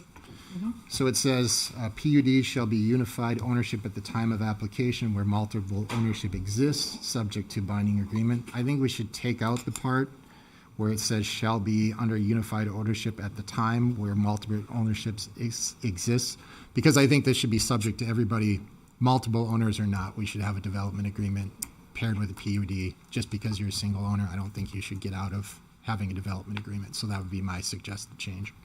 So just so I got you straight, so you would like to change the part where it states that if they're not under one ownership, irregardless of ownership, you need Irregardless of ownership, they are subject to a development agreement. Got it. So the way it reads right now, if you're a single owner, you do not have to have a development agreement, and I think we shouldn't be doing that. That's not restrictive enough.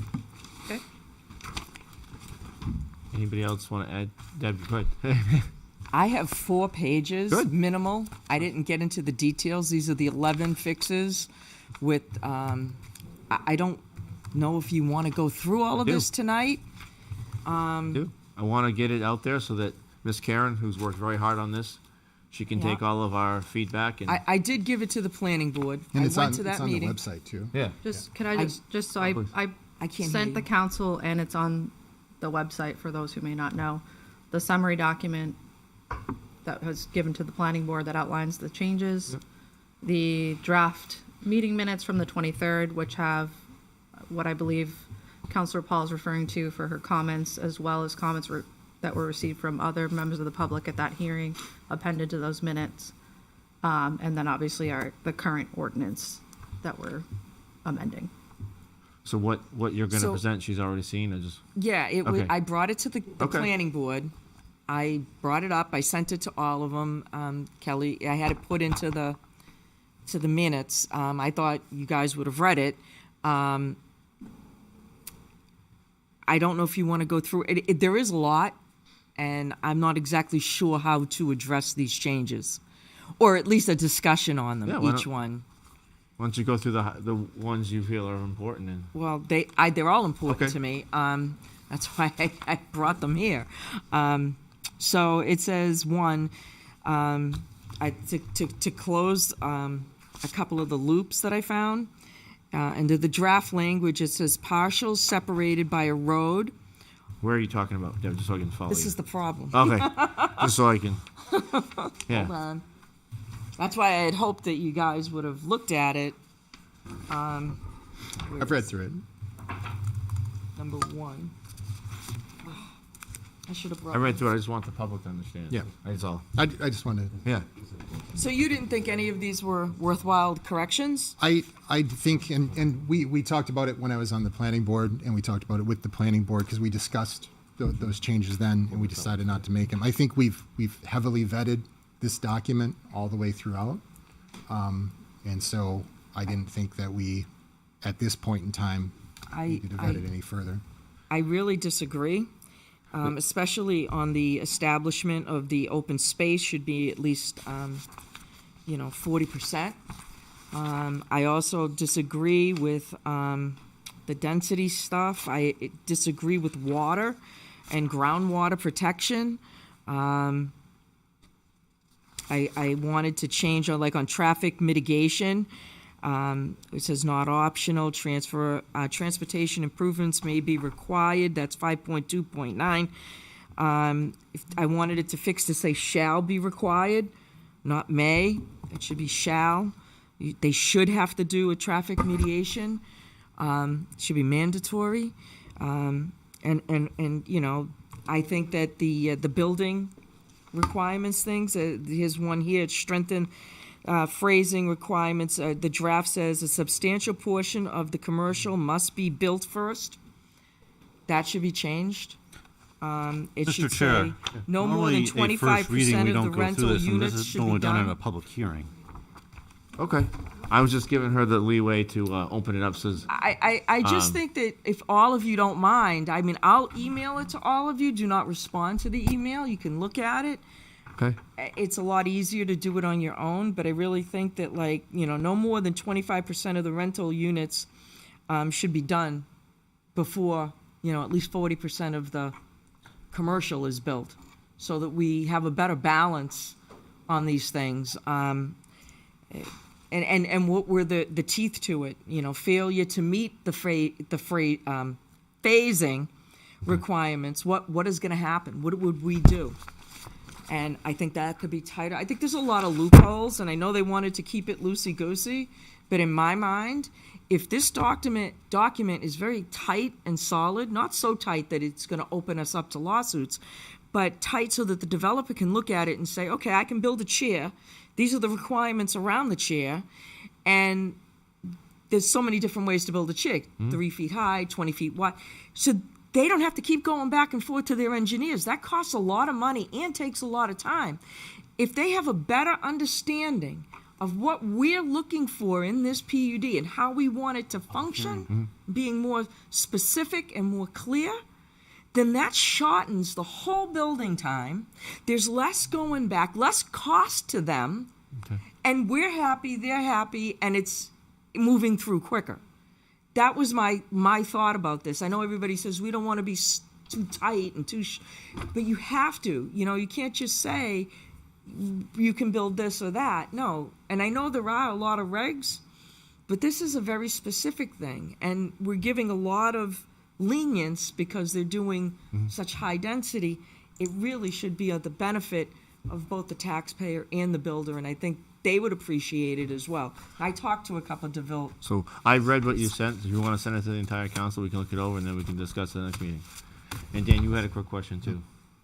Oh, I was just asking if we could get a copy of this redlined as far as what the changes So are. my understanding was this document was completely rewritten. Okay. And that's why it's not a red line document, but I don't want to speak for you. Yeah, this question's come up quite a bit, so there is no red line. I literally started from a blank page because as I tried to do that, it was extremely confusing, even for me as the person writing it, because it was quite the overhaul. But that summary document that's dated from October, I believe, goes section by section as to what was changed in each of those sections. Thank you, Kelly. John, you had a quick question. So no, I just wanted to state, I'd also recommend that besides looking through these, you look through the planning board, because we did discuss some of these things here. And I think, Deb, some of those things can be addressed within the development agreement too as well. So that's not prohibiting some of these things from being done. I'm not sure on that. All right. So we do not, let's see, we do not need to make a. Mr. Chair, if I could just Oh, ask. please, go ahead. So if you're done discussing, Yep. just what I need from you is confirmation of a public hearing. Absolutely. And the next available would be May 4th. Okay. So I'll notice that accordingly. That would be great. So we're going to address her concerns. Yep, she's going to email it out to us, and then we'll email it.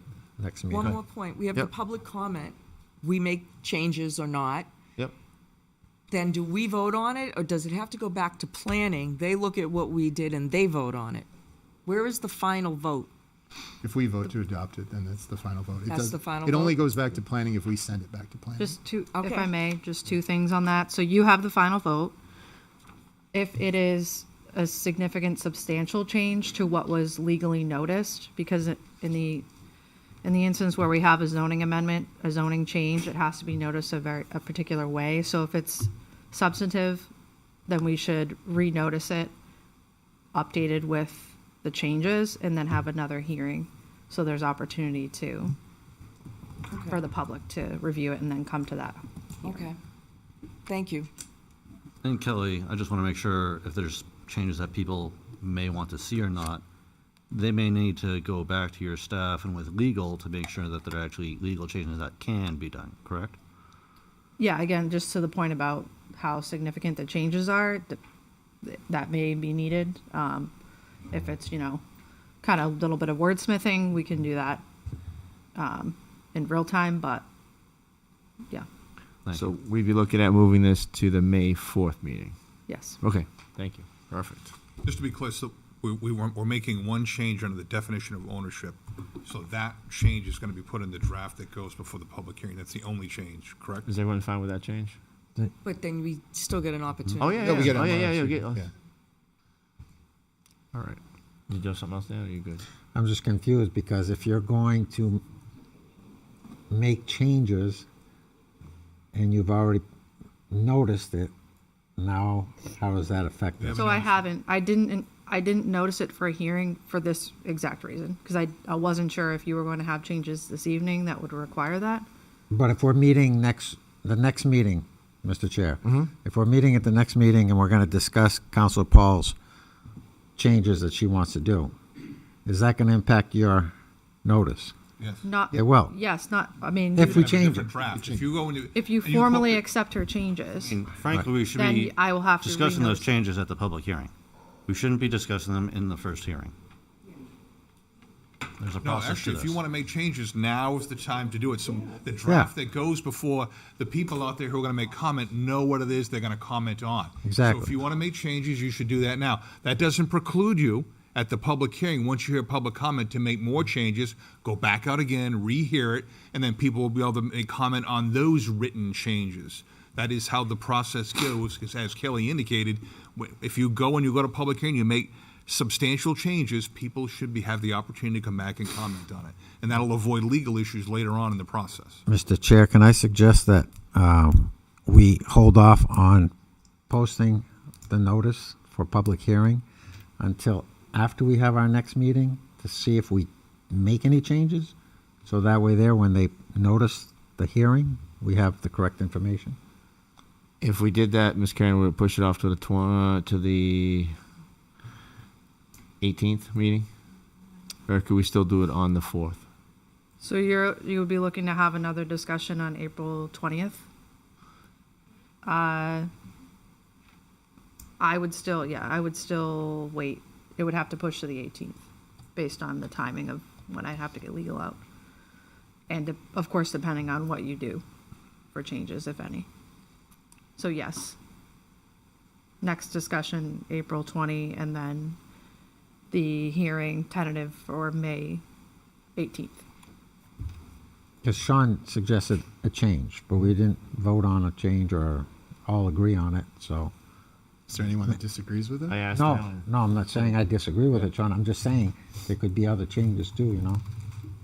Yeah, I just thought that was quick and simple. That's the reason I brought that up. Oh, I agree with it. I'm not saying it's not a good thing. And I had brought that up at the planning board meeting about the agreements. Okay.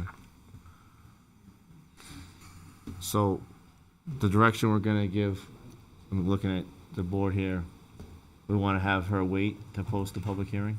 I would until Yeah, see. then Let's this way at see least what you guys happens can next look week. at what I I mean, did. next meeting doesn't hurt. All right. One more. Are we fine with that as a board?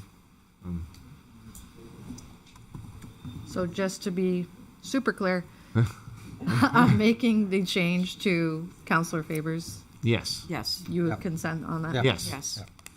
And then so I'm not going to notice that as a hearing. April 20 will be another discussion, and I'll wait to see what you all decide from there. Tentative public hearing on May 18th. Sounds good. Yes. And you do all have what Counselor Paul's referring to for her comments. And I can provide a red line if you guys all want it. I'm good, I read it, I'm all set, but I I can does get anyone else want yeah, that? red line. Okay. Do you want the red line? Yeah. Yes, send. Okay. All right. Up next, we have discussion regarding the addressing of complaints, conducting investigations of town councilors.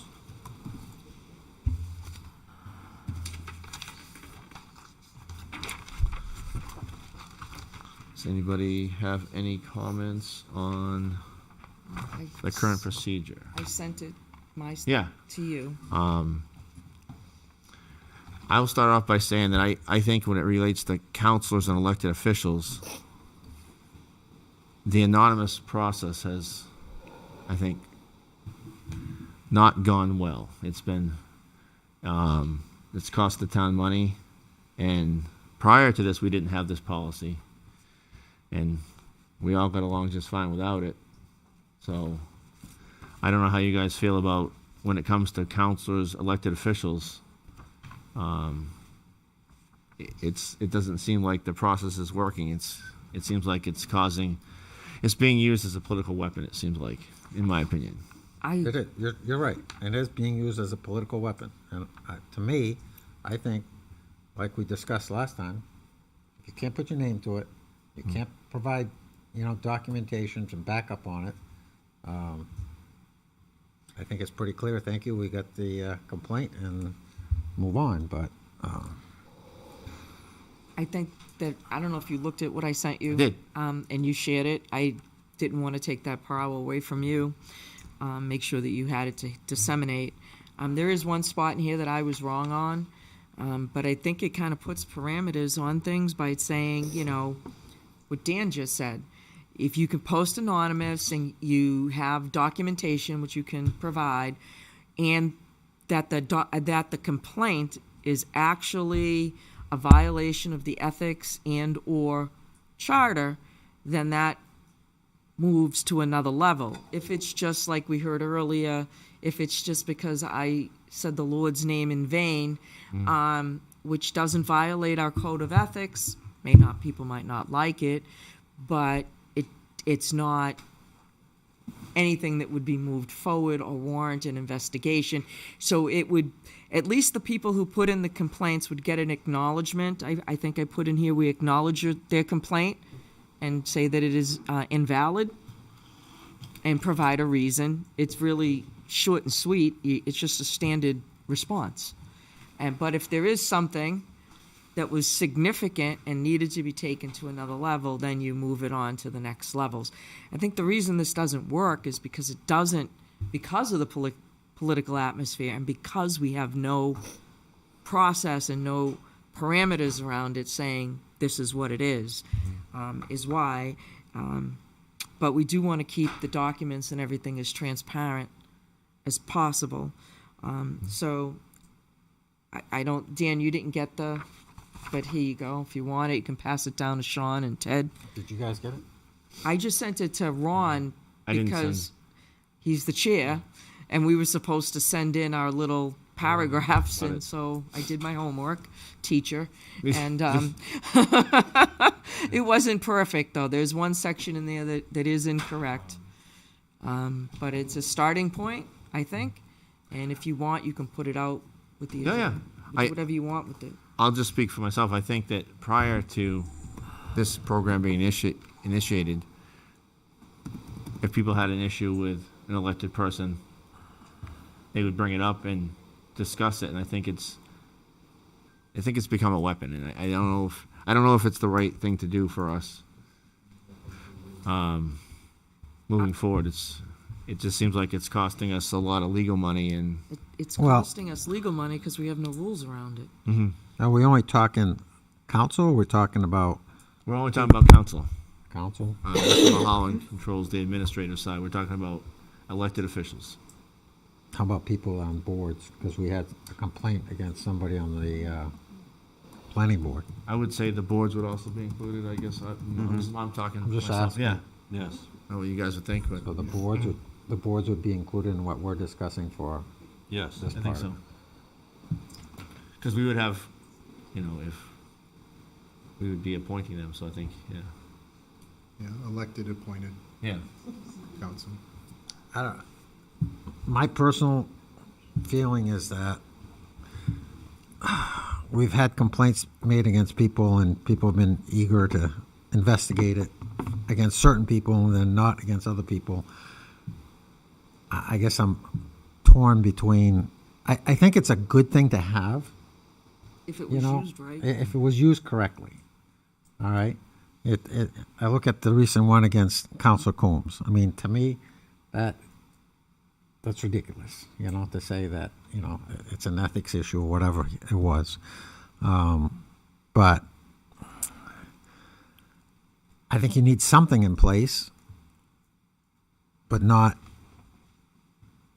anonymous, where people can ruin people's reputations and then it goes, I think Right. if something's going to be submitted, it also has to be evidence and documentation Yes. of what it actually was, and more substantive, and more background, and especially, the complaints against Councilor Faber that were, as they were on the surface, looked like hearsay, or where was the substance? I don't know.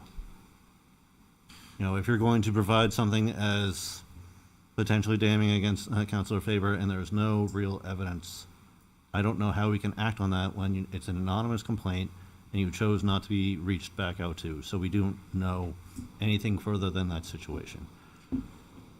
I think we also, so it's not like when this all suddenly popped up last year, we had a brand new way of addressing things. We didn't. We have had the ability under the charter as a council to open up investigations into things, or if things came up, people had ways to submit them. Part of the problem is this gets chalked into a thing, and what if somebody submitted to the anonymous line, some citizen Joe Smith in the public did some horrific thing? Is that going to be part of the permanent record to 91A forever? And then Mr. Joe Smith in the public all of a sudden brings suit against the town because we've gathered and kept a record of that, and it's turned into, if it's dealing with the people in town hall, I don't think it matters, because that's his purview. That's not for us to decide. But I think when it has to anyone outside of that, which is elected, appointed officials, if there's someone who's not even related to the town hall at all, we shouldn't be collecting documents on that. This has been used as a weapon, and I think we've had a process before that worked. And in this last year, nothing substantive has surfaced. We've just spent a lot of money.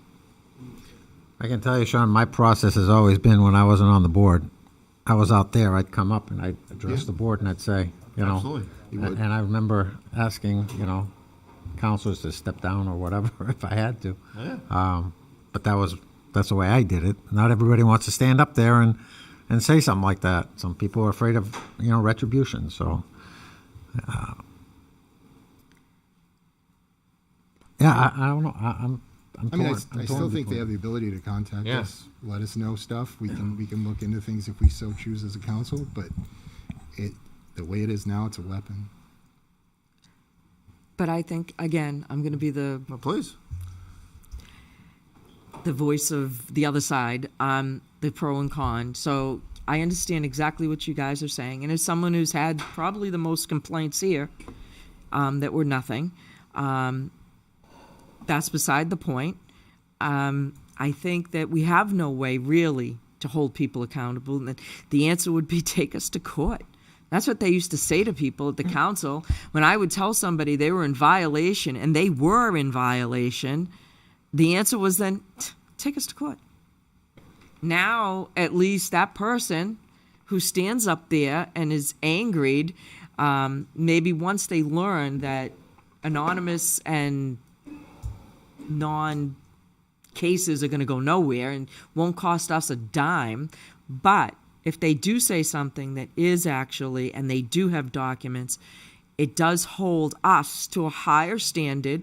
It holds us to more transparency. It holds us to a better ethical path, which I think is very, very important. I'm a person with very, very strong principles, sad to say, and that puts me in a place where you want to constantly do the right thing, and the right thing is the people should be able to do something. We don't, when I remember when Councilor Faber and Councilor O'Keefe and me and Al Baldessaro all put together the ethics code. We didn't have an ethics code. We got pushback from the council. It's going to be a witch hunt. It's going to be this. It's going to be that. And it was nothing.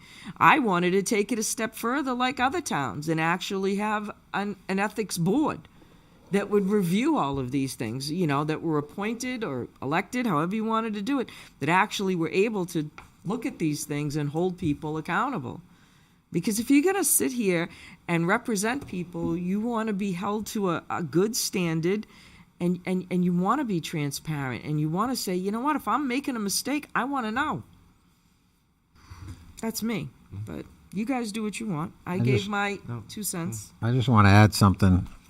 on my issue, okay, when my issue came up, somebody came up to me and said, "Oh, geez, I wasn't aware of that." Somebody else said, "Oh, I already knew about that." It's like, so now it's political.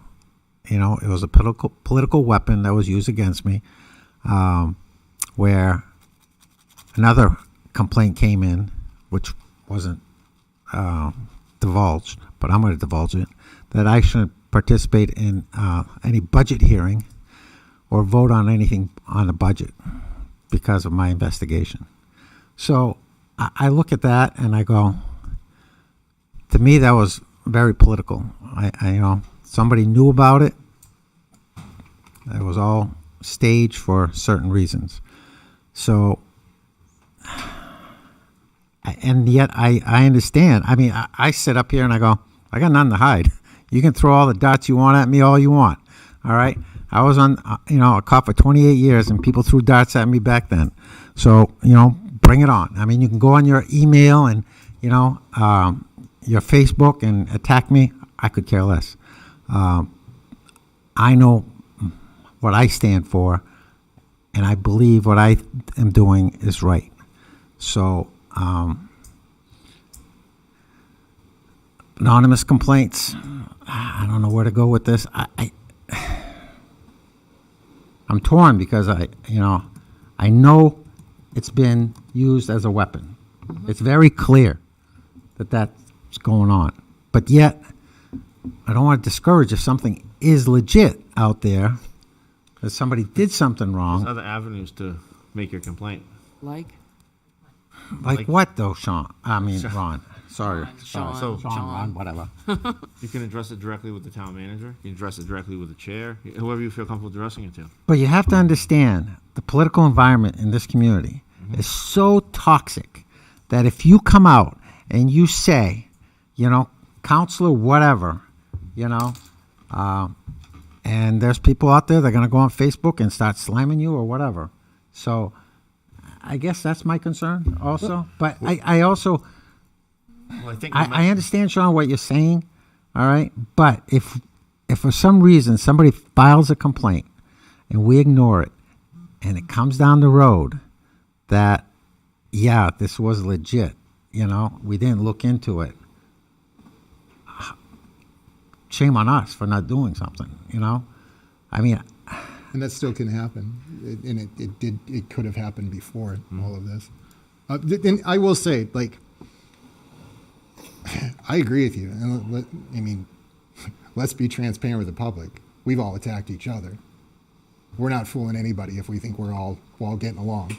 I have never, up until this point, even mentioned the complaint against you ever up here. Glenn mentioned it tonight, because I think, honestly, we all up here got to hold ourselves to a better standard than that to drag that up. I think it would be wrong to drag that up. I absolutely, and I never mention it because I don't think it's a good thing to throw out there. It bothers me that that's out there on a public record that someone can get at. Sure. Because we shouldn't do that. Anybody else who wants to run for office, this is what they have to see. This is what you have to go through. This is what you just constant. Anyone can just barrage that. I think we all can be better than that. But I'd hope we all can. But I look at the complaint against, Councilor Coombs, and the town manager addressed that. Came in, he looked at it, goes, yeah, there's nothing there. Be done with it, okay? And that's it. And maybe gave clarification to some people that were thinking it. Right. And now they know that that's incorrect way to think. Right. He didn't violate the charter. He didn't do anything wrong. I mean, he brought up something. We all bring up things, and we don't all agree on it. So Dan, no matter what we decide tonight, one side is going to take it the wrong way, and they're going to, if you vote in favor of this tonight, they're going to say, oh, you're hiding stuff. If we vote against it tonight, you're going to say this. So we're really I'm just saying, before we had this program, we didn't have this weapon that people are using against the council, okay? And we got along okay. When people had issues, they brought it up, and we fixed it, and we addressed it. If we keep this policy going, I think it's gonna further, the weapon is gonna be used more and more and more. And it's just gonna enhance people to bring up things. Can we put some parameters, some guidelines on what to follow? Complaint comes in, town manager looks at it like he did with Councilor Combs, looks at it, says, yep, he didn't violate it, da-da-da, addresses it right here in public and says, complaint came in, he did not violate it, the charter, and that. So to me, I think that's being pretty transparent with the public. And to be honest, the number that, when you think about 27,000, 28,000 people in this town that could possibly put in a complaint, to have, 2, 3 for me, whatever, 2 for you, that's nothing. And I wouldn't doubt if half of them are all the same person. And no, I'm serious. No, I know. I have no I'm not idea. disagreeing But when with you you. think about it in the grand scheme of things, you're talking about a less of a, Ted's good at the number things. It's less of a percent of a percent of a percent thing. It really is. And I mean, I could see if we were getting 100 complaints a day, each one of us, then I'd say, you got a real problem, shut this baby down because it's ridiculous.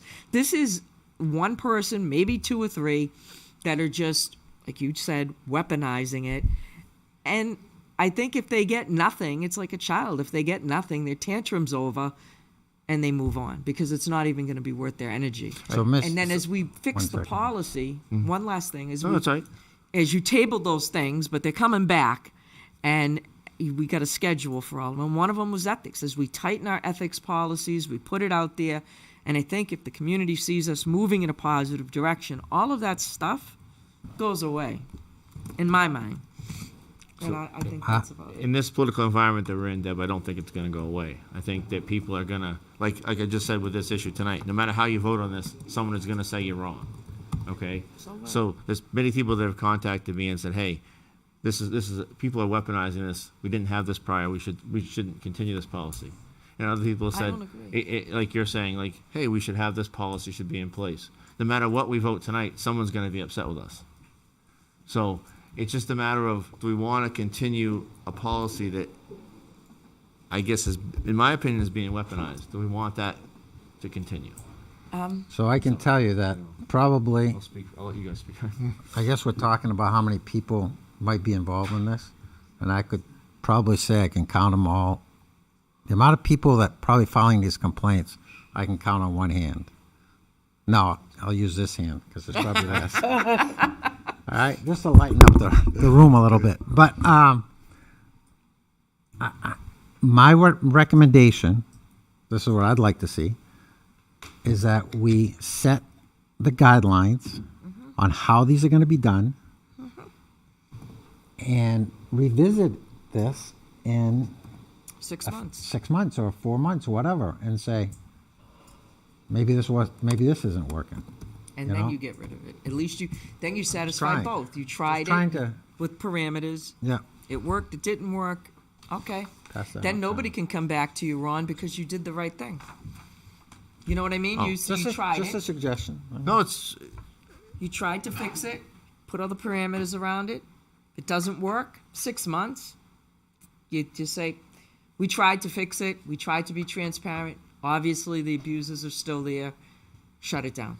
I That's guess not a lot to ask. I just don't see the advantage in versus what we had before. Because we didn't really. Do you have anything, Ted, to add, or you good? No, I mean, I think unless there's going to be anything substantial to a complaint with real evidence, it's kind of hard to take an honest complaint serious. And at that point, if not, it's just as I view it, a Facebook complaint. That's an unsubstantiated conspiracy theory.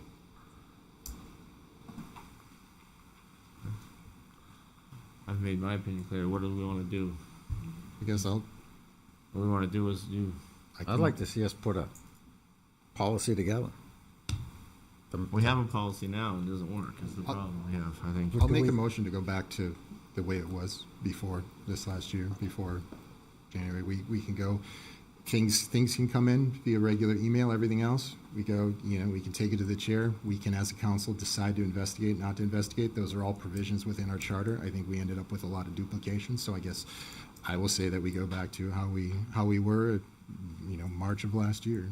We go back to that and that policy on how things were working, because you can say we can try it for 6 months more. We tried it for a year, and it's been an absolute disaster that resulted in nothing but wasted money.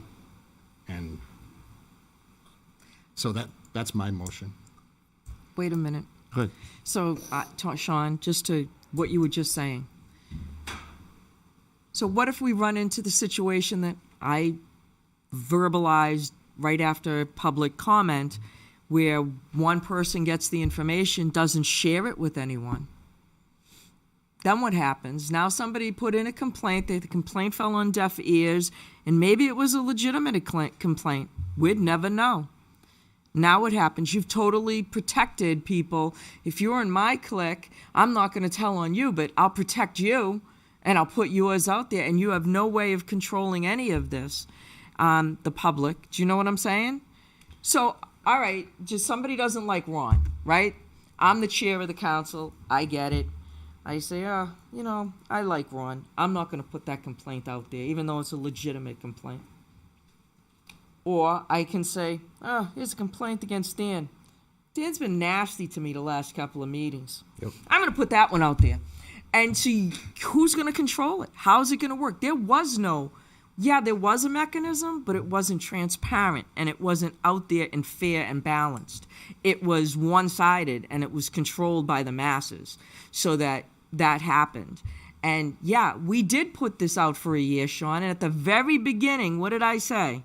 It needed parameters around it. It needed rules and restrictions on how it was going to work. And we all said, we don't need it. We'll just put it out there. And yeah, we did waste a lot of money.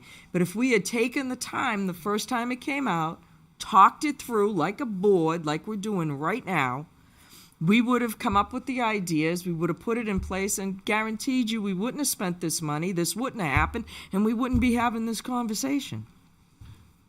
I think I remember correctly, at that first meeting, you were against it. I said I don't like anonymous without rules around it, because it's just a weapon, and I knew that from the get-go. I mean, Mr. Chair, Yeah, please. It's frustrating. Even when we started last year, we had a citizen come forward and make complaints against, Councilor Paul, and town spent a lot of money to investigate that. And we looked at it.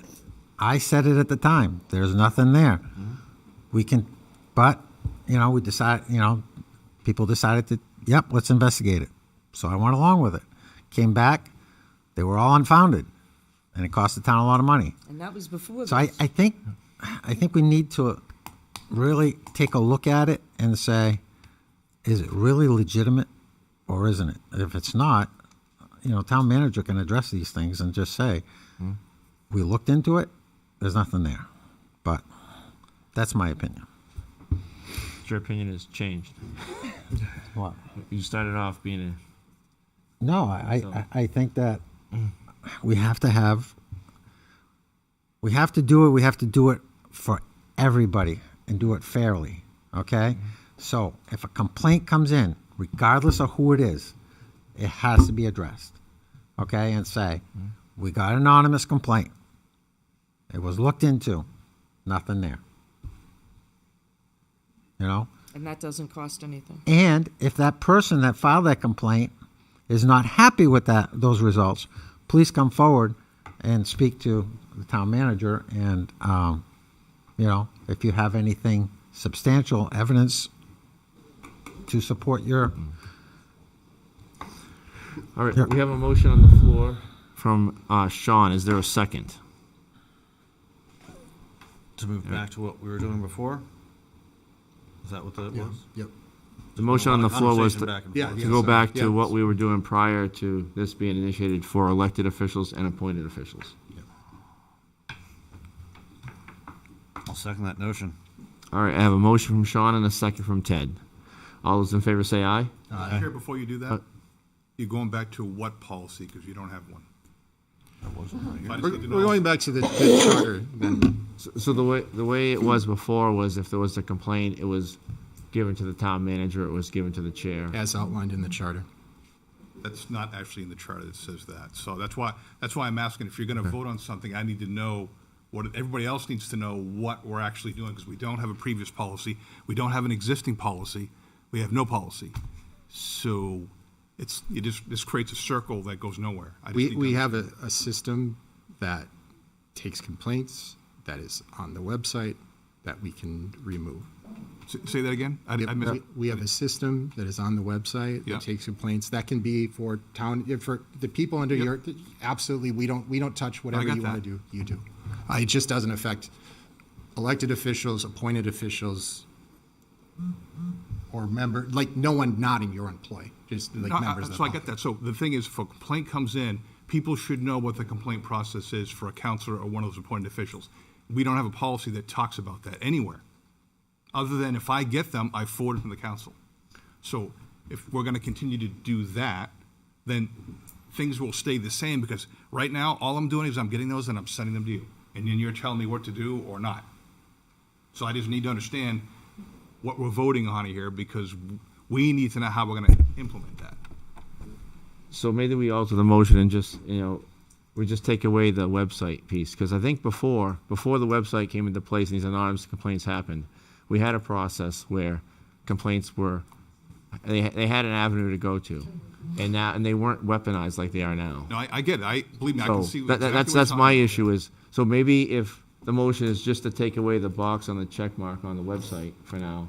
Yeah. And then Okay. we move on Fine from with there that. with the strategic plan, and maybe That I with that can part of Yeah, your 'cause strategic plan. you're correct. That's is- clear direction as to And what then we're going to do. maybe Thank part you. of your strategic plan is that we develop a future plan for this, and we just take away the weaponization of it currently. No, that's good, because if we take that off, then there's no means by which to do that. So that's fine. That's clear direction. And then we can work out a future policy with the strategic plan to make it correct so that it's not weaponized. And in the interim, if I get a named complaint and I'm just going to forward to the council, which would be Yeah. the normal practice, even though it's not written in a policy anyplace. I'm good And I'll with just that. forward that to the whole council.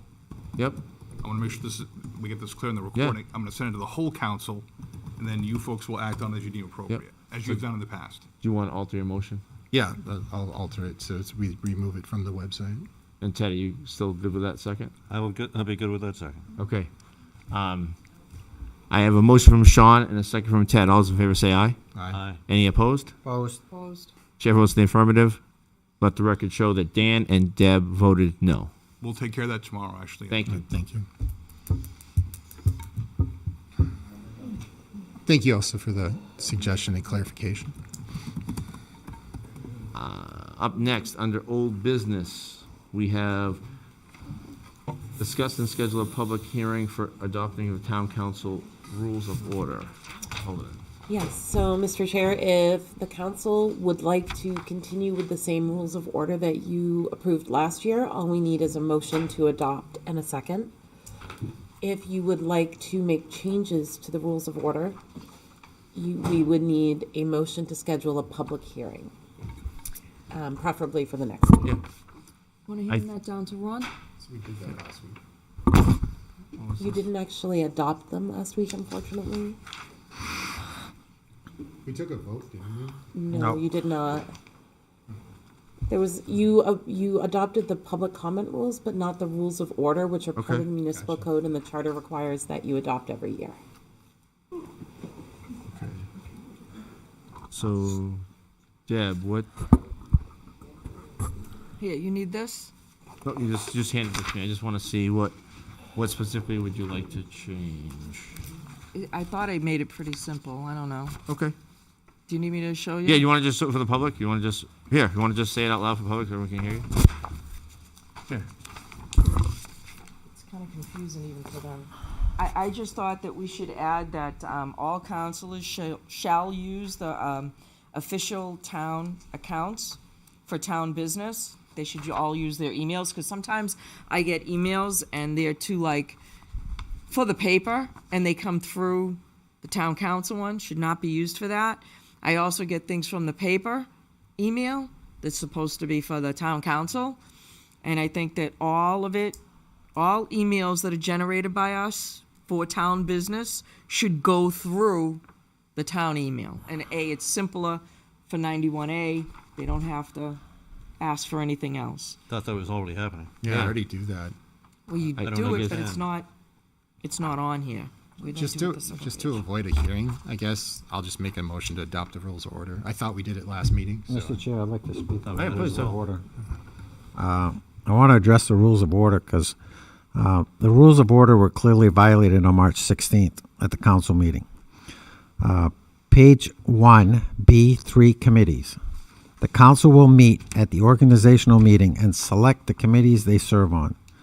This was not done. Councilor Faber said to you, you have to make the committee assignments we agreed to. Page 2, C5, town manager. Annually, the town council is responsible for evaluating the job performance of the town manager. It is the chair's responsibility to coordinate the evaluation, including obtaining input from other members of the council. The council shall complete the evaluation document during the budgetary process. So when are we going to do this? So to answer your question. Okay, yeah, hold on. The town, we voted to put a process in place that the town manager is going to do a 360 evaluation. Am I speaking correctly? And we're trying to. Yeah, so we running are into trying problems to with do it. that. That is something we are doing. Okay. The role of the chair, page 5, number 6, conduct of meetings. Motions, all matters duly seconded, will be subject to debate and discussion. I would ask that after there is a second on all items, you ask if there is any discussion because we have had things voted on without any discussion. You always have the ability to discuss it. Sometimes it's motion made, second, vote. All right? And you can say, and you have said. Well, in the that's past, what- I do have some. I have some. That's why I'm bringing that up. Dan, since you're specifically mentioning the March 16th meeting, I just want to read from Section 6, Conduct of Meetings, Section B, Motion to Table, says the motion to table is not debatable. Okay. So number 11, request for information. Any information provided to any individual counselor shall be provided to the rest of the council. We don't all get it. Page 8, appointments to boards and commissions. The chair shall request from members their choices of committees, councils, and commissions they wish to serve on as a council liaison. So that wasn't done. It was just, here you go, here's your appointments. Councilor Paul got removed from planning board, alternate, had no clue. So my other issue is when I hear a counselor state "we," and I know that I have not been part of the discussion and knowing nothing about it, I would ask the people state who those individuals are and not make it sound like everyone on the council is aware or has knowledge of something. So those are my issues with the rules of order. If we're going to have rules of order, we need to follow them. We didn't follow them at on March 16th with the appointments of committee members or anything like that. I served my first year last year, and I picked certain committees. I think it'd be interesting to serve on different committees, not be on the same committee for 3 years. I know we have Councilor Faber on the planning board. This is going to be his 3rd year. I remember when it was always the new guy. The new guy got thrown on the planning board because it's long meetings, and it was like time to, it's kind of a initiation for you. Regardless of the policy, Yeah. per the charter, the chair picks the appointments. Well, the charter supersedes this policy. and Dan, just because I know you, We you know, if agreed. you Where did was that in intentionally, the but- charter? But What section? No, hold on, I'm going to Pull it up. So I don't have it memorized Section off the top of G, my head. I do know it's in there. appointment of boards and commissions. You didn't read this part. It says the chair shall distribute to the council all choices and set a meeting date when the appointments will be made. Yeah. So So I just decided that everyone seemed happy with their appointments, and we're going to keep them the same. I And wasn't- decided to change the appointment for Councilor Paul because it seemed like it wasn't working in the best interest of the council. okay, And what is- so wait a minute. so Whoa, whoa, wait, whoa, whoa. So you Dan, go ahead. Oh, good. Go ahead. are you saying that it was not working in the best interest of the council that I wasn't an alternate member on the planning board, please specify what you are saying. I take that as a rude insult. Deb, it's not offensive. I just think It is offensive. What did I do in the council that would be you didn't do offended? anything. You I think just that- said I did. No, I did not. Deb, I said. Hello? I said I think that the relationship that the two of you have is. We don't interact on the planning board. And Sean, All right. stop huffing and puffing. I'm not Please, huffing Ron, and you puffing. It was not owe this offensive. to me. It was this not is offensive. It is offensive. I think we're going off into the weeds again. Sean, you don't run the board. Stop whispering and telling Ron what to do. Deb, no, it was not offensive to you. Stop it. Be a So- big no, no, boy. just hold on. Both of you. Hold on. No, stop. It was the way you said it. Okay. So Sean and I Well- don't get along. That's fine. Well, Deb, I But I don't apologize talk to to you him on a if you board. took it offensively. It was not to be offensive. It That was not my intention. It was deeply offensive. You're saying So- I was inadequate. I to did not say handle that. You put those position. words in my mouth. I did not You say that. did by saying what you said. Deb, I'm serious, Ron. Deb. What you said was So- totally inappropriate. I It's an apologize if you took it alternate out of position. context. Sean was there all the time. Was it twice that I had to show up? So, Deb, Please. I apologize Please, you if took you it took it away offensively. from me because you wanted to show your power towards me and then give it to Ted. Definitely not true. Yeah, think, because we I gotta get had back no to what voice. we're doing. Mr. Chair, I just want to respond to your comment to me that you never reached out to me and said, Dan, are you okay with your appointments, your committees? Do you want anything different? Any interest in doing something different? I never got that. It was just, here you go. I would have liked to go on something different. You also You never could have spoke expressed up. any interest. You never spoke up. You never. Well, I said thought we anything. were going to discuss it, and we never discussed it. So never asked, never discussed. All right. Under So I two motion to officials, approve the additional rules. shield, you should read these. The chair shall apply all rules consistently and shall not selectively enforce rules of procedure. I believe that I'm not changing, but adding rules that should be applied. Forget it. You know what? I'm done. I'm leaving. You know what? Because I don't need to be disrespected. I don't need your attitude, Ron. Deb, I did nothing. I'm sorry. I ran for office. I'm doing. Deb, would you please sit? I didn't offend you in any way. Please sit. I'm getting offended. Okay. Right there. All right, Deb, please. Please what? Please sit. We're all one. We all have the same power, Yep. and yet we are being treated worse than children. You don't have the ultimate power. You are not the God. You are not the king. You should remove your I crown. do not want to be king. You but- are acting like it, Dan. You do this, you do this, you do that. I'm leaving. If I'm not going to be heard and respected, I don't need to be here. Deb, No. Deb. Okay. All right. Okay. Deb, if I in any way offended you, I apologize. It was not my intention. So I just want you to know that on the record. So, It is on the record that you were insulting and crude. okay. Shame on you. I thought you were a better man than that. Better man. Okay. All right. I'm Well- sorry. All right. I'll make a motion to approve the rules. Of course you will. I have a motion from Sean. I'll second that. I'll second from Ted.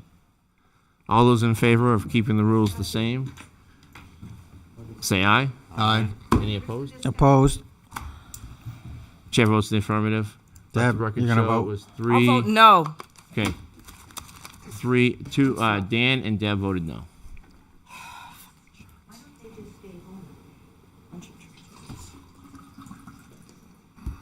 Up next, approval of consent items. There's a couple issues that we wanted to address in the consent items.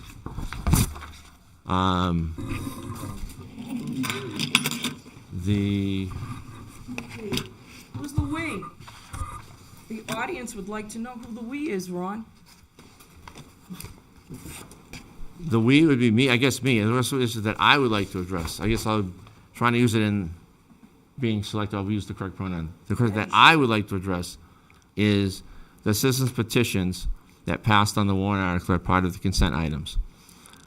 The voters voted to approve these items.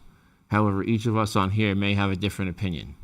So I just want you to know that this is being approved by the voters on the warrant article, and that we up here may have a difference of opinion, but it is going as one unit, as one body.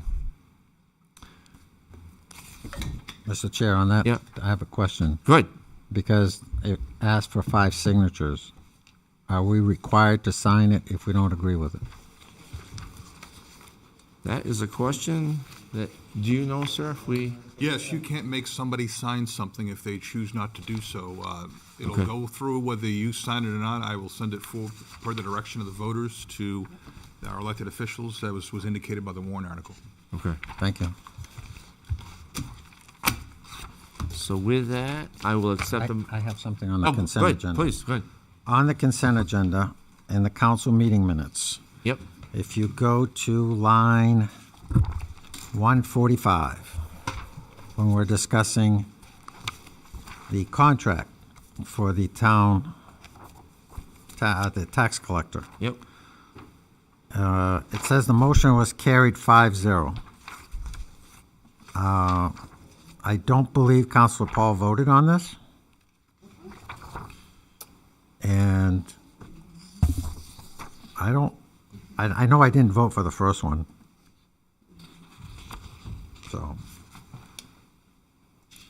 So are you amending your vote or Councilor Paul's vote?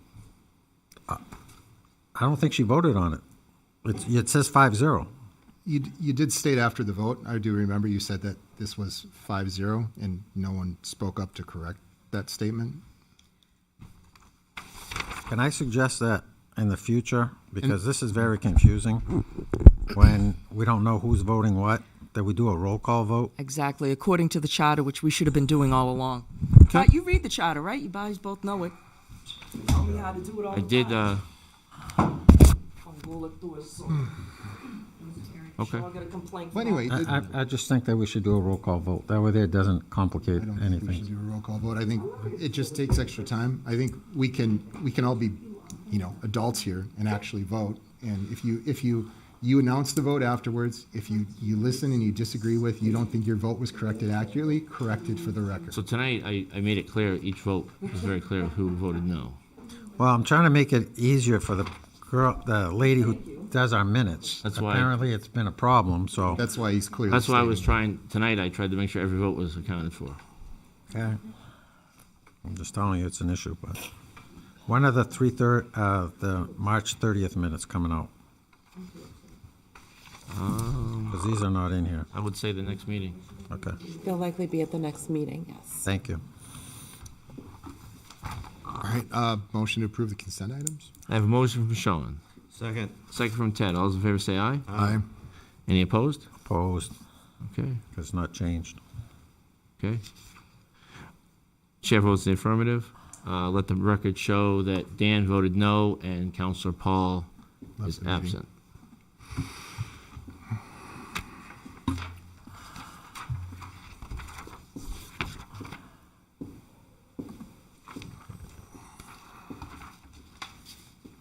Liaison reports. Anyone have liaison reports tonight? Yes, went to the airport board authority meeting last Wednesday. Had basically the same exact presentation that we had tonight. It was great to see all the progress that the airport's been making, but certainly feel their concerns as well with the fuel pricing and how it'll be affecting flights going forward. But looking forward to all the new progress that they're making. Excellent. I thought he gave a good presentation tonight, so Yes. thank you for inviting him. Any other liaison reports tonight? No, just a lot of work going on at the library. Town manager report. The first would be the library. Actually, I want to Okay. call our colleagues up to speak about the project status and also talk about some funding concerns. Excellent. And Nancy, the chair, sends her regrets on being unable to be here. She had a conflict, but she's very confident that they'll do a fine job in her stead. And if we have any questions, we can reach out to her. I did forward some information to you today via email. I don't know if you've had a chance to review that material.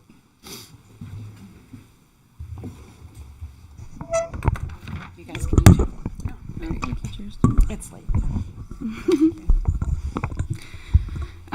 Donna Plant, Acting Library Director, here with Beth Morocco, Vice Chair of the Board of Trustees. Tonight, I can give you a full update of the library if you'd like. I've been trying to make sure you all, or at least Dan gets the weekly or biweekly reports that are available to us through REARC. But our main reason for being here tonight is to talk about carpeting for the library. At the last meeting for the Board of Trustees on April 2nd, I presented some options to the board in terms of what they would like to do for incorporating a carpeting project in phase 1, which is what we're currently in, as well as painting to go along with that. The insurance is covering a like replacement for what we already have in the main area of the library, so basically the addition minus all the small rooms off of the addition. And so we're considering that the base bid. So insurance will be covering that at a like replacement. What I went to the board to ask was to consider an upgrade to what we have already, in the consideration of being able to take care of it long-term, better maintenance, and that we know it's going to have to last probably another 30 years. We know that this product has actually been used in town already, specifically at the school, in one of the schools, and has lasted that 30-year time period. And they were able to, with the maintenance they were already doing. So that product is a Target Power Bond. The other benefit, or two benefits of using it, are that when it's installed, it forms a seal, so that if there is any future water damage, flooding incident, that carpet can be cleaned and would not have to be replaced in that instance, which is a positive for us where we've seen so much water damage. It also has a better sound rating. So in our area, it's very wide open. Sound is something that is a constant concern, and I think that this would really help muffle the noise a little bit, especially in that huge area. So the cost that the board agreed to bring forward to the council in that case was an upgrade from the insurance cost to pay for the power bond carpet, and that was an additional cost of $36,162. I also brought forth two other alternate options, and this was to cover areas beyond just that one big open area in the library. So the alternate one included the areas like the study rooms, the historical room, staff offices, staff break room, and then alternate 2 covered the children's room and children's office space. So both of those have different prices. The board ultimately went with, instead of paying the extra for the power bond, they looked instead at carpet tiles. They don't have the sound rating that power bond doesn't do the same like sealing when it's installed, but they are easy to maintain since you can just swap them out. So I do have prices for each of those. Alternate 1 is $48,856. Alternate 2 is $58,198. The reason why these costs are so high is because we need to hire a professional moving company to be able to move all the contents in the library, which is a huge project. A cost savings is the fact that they're already needing to do it for that one area, so they're already going to be on site. So there's some cost savings in terms of it all happening at the same time, being able to phase it. I believe REARC is planning 5 phases of moving so that we don't have to hire any kind of storage containers to be placed outside the building or moved off site. Am I forgetting anything, Beth, that I mentioned? Donna, Yes. what was the cost to do the carpeting of that Target Power Bond in that alternate 1 and alternate 2 compared to the carpet tiles? Did you have a pricing on that? I do. Just to see what they were comparing it to.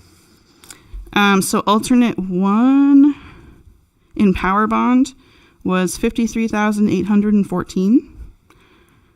I can do the quick math too for difference if you like. And alternate 2 was for Power Bond was $64,566. So it's only $3,000 more and $4,000 more. Right. But the insurance company will cover the $36,000 in base bid, correct? No, the insurance company is covering as if, so what we have right now is like a very large rolled good. So insurance company is covering as if we were replacing the large rolled good. Whereas we're asking for the longevity of it, considering that we're probably going to need it to last another 30 years, and for better maintenance, to do that, Gotcha. like upgraded one. I want to make sure I was hearing you correctly. Yep. So it's kind of the 36,000 is that difference between insurance and the better product. Yep.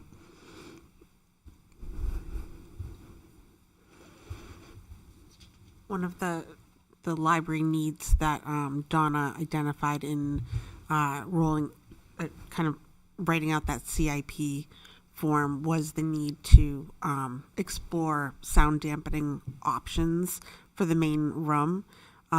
If we are investing some of the, if we're thinking long-term goals, the carpeting selection that she suggested for alternate one would help address some of the sound deadening that needs to happen because the space is very echoey, and the lesser tile carpet won't absorb the sound in the same way. Another thing I can note is that the mold report that we received for the testing did recommend carpet replacement. Specifically, they actually recommended all flooring go to a solid like hardwood or vinyl or tile or something like that. However, we know that doing that in the main space would be a huge problem for sound because we were already having problems.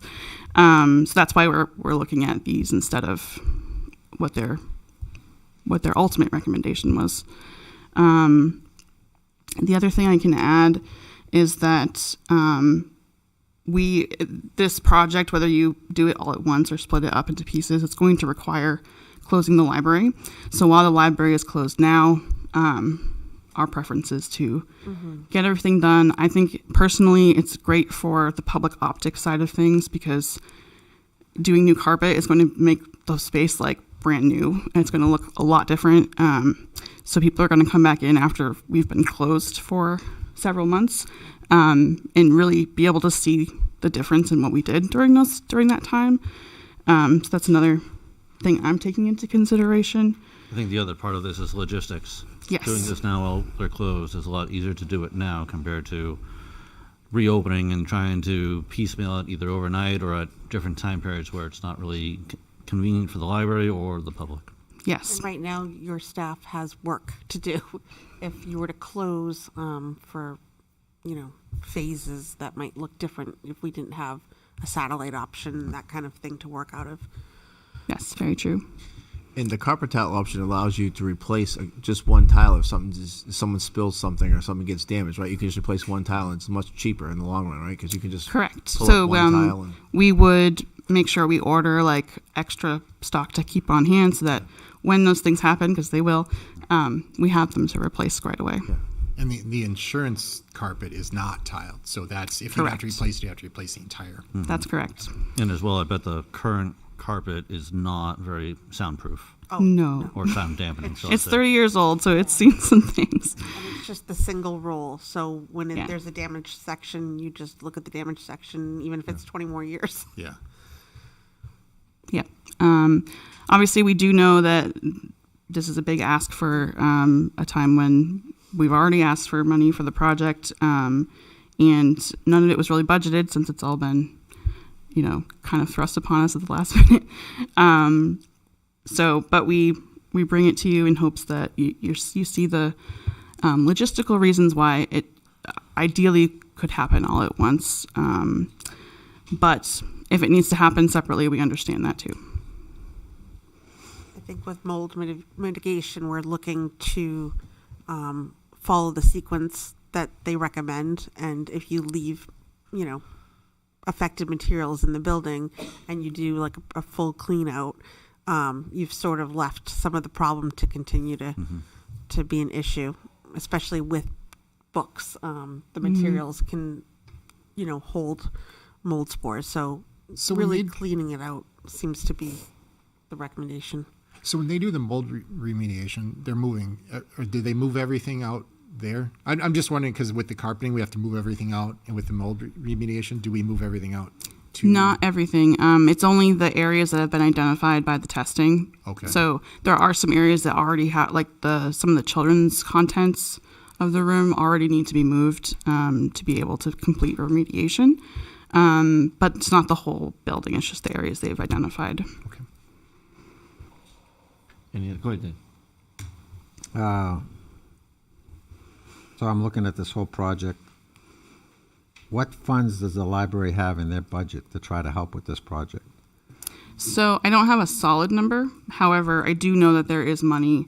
There's some salary money because the board never filled the part-time children's librarian position. Correct. I know we've been sticking really tight to the book budget, so we would normally have like an overspending there, but I don't think that's going to be the case this year. There's underspending right now in several of the supply lines.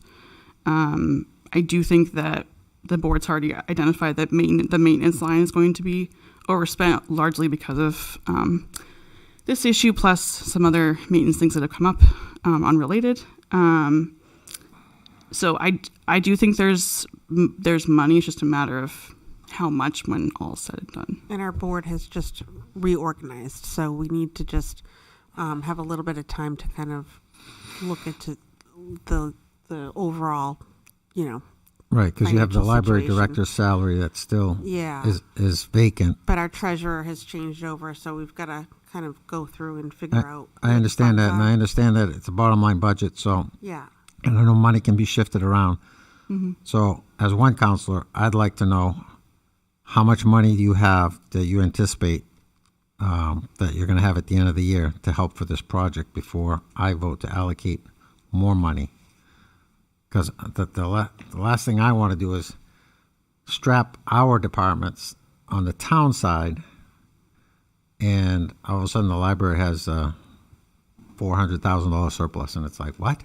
We definitely won't have that. So I will just say saying. that all the project funds are going through the library budget. So we won't really be able to show you at the end of the year how much was left because it's going to be overspent because of this project. So I do think that the board could come up with an estimate of probably what they expect to have left in our just operating without considering the building project. The problem is going to be anything that comes up the next couple of months that they weren't expecting. Correct. I understand that. And, if I go to the town manager and I say to him, how are we looking on our budget? And he has some idea. It's like buyer's looking at this and, PD's looking there, highway's looking there. Well, highway's not going to have much of a surplus because we went over on salt or whatever. So I'd like to know from the library if you could look at that and say, we're projecting that we're going to have, X amount of funds. So that might help on these projects. So we're not taking more from the town side,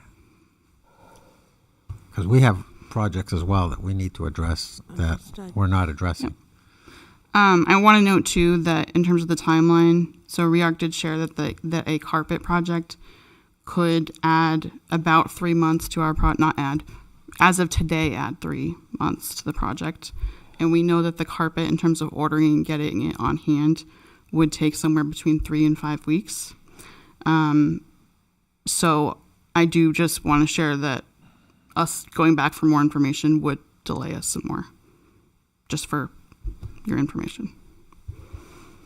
So we approved 200 and, what is it, Mr. Town? $273,874 thus far. Because remember, we added 16 to the 257. Right. Yeah. Wow.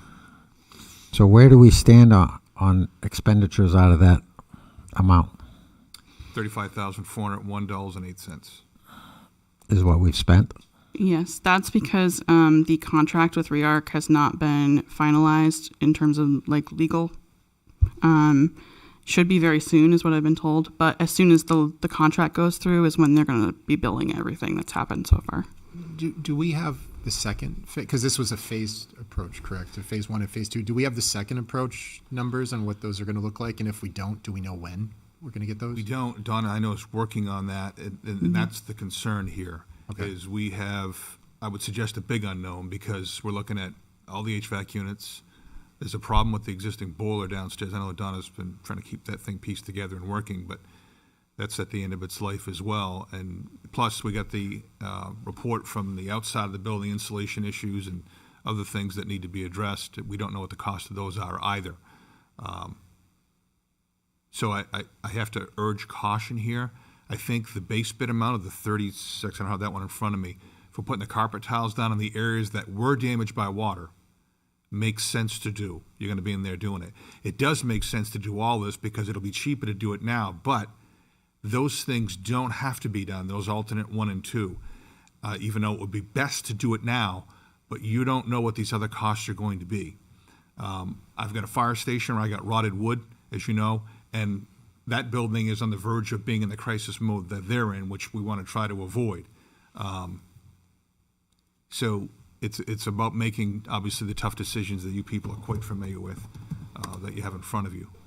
So my recommendation is you approve that base bid so we can do the the carpet squares in the areas that were damaged by water, and I would suggest you hold off on the other alternate areas until we know what phase 2 looks like, and we don't know when we're going to get that because they have to go up and price it.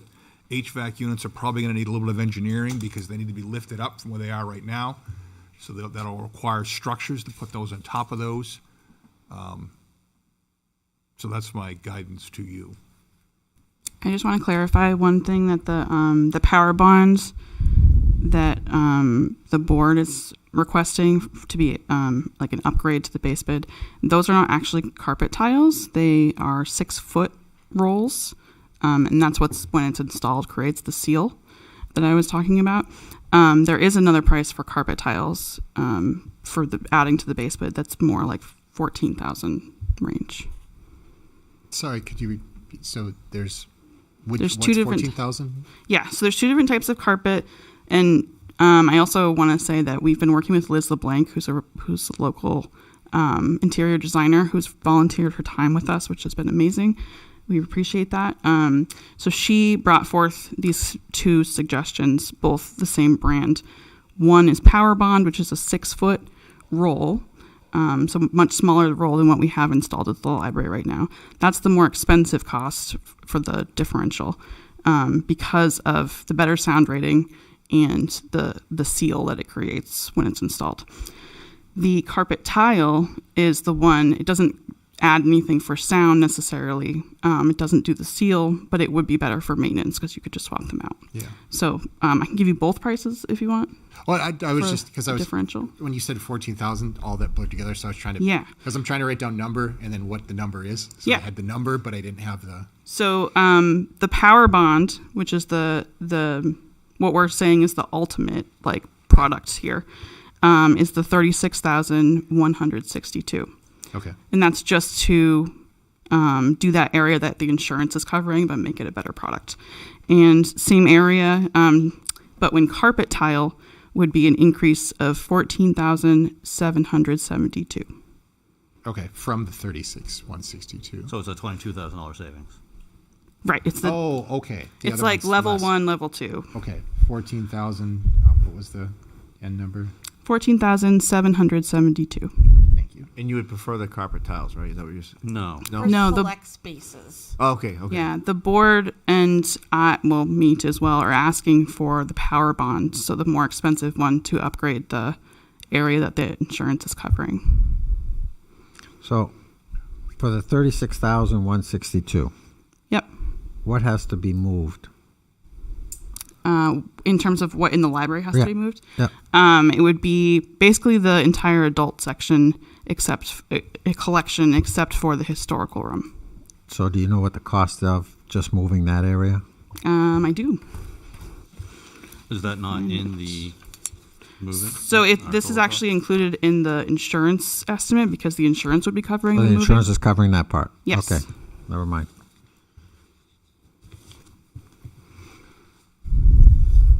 So what are you thinking? What I'm thinking that they can order the stuff they need. I mean, they don't we don't need to expend any more money. I have a hard time believing they're not going to be able to find $36,162 in their budget, on the bottom line at the end of the year. Our budget is pretty small in I know. general. I know your budget is small, but Yeah. we talked about the library director's salary. Well, some of that is being used to compensate the staff that are taking extra responsibilities. So we have to factor that in too.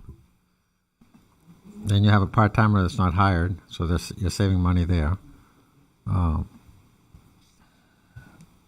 That's my position on it. I mean, I just... There will be some money. I just can't Right. bring you a figure right now. Right, and I think it would help me to understand if you go back and you look and say, you know what, we're projecting that we're going to have X amount of dollars at the end of the year, provided we don't have any major catastrophes, major issues. So that would be my suggestion, that they go ahead and order it, but find the money in their budget to do it. Well, they don't have any money in their budget because everything is now way over budget. So we need the authorization to spend another $36,162 to be able to order the materials, install the materials, and get that done on schedule. Because they got to order it, otherwise it's 5 weeks away, and we're delaying the reopening of the library. So I don't want to delay the opening. I just think, you don't think at the end of the year they're going to have an extra 40 grand.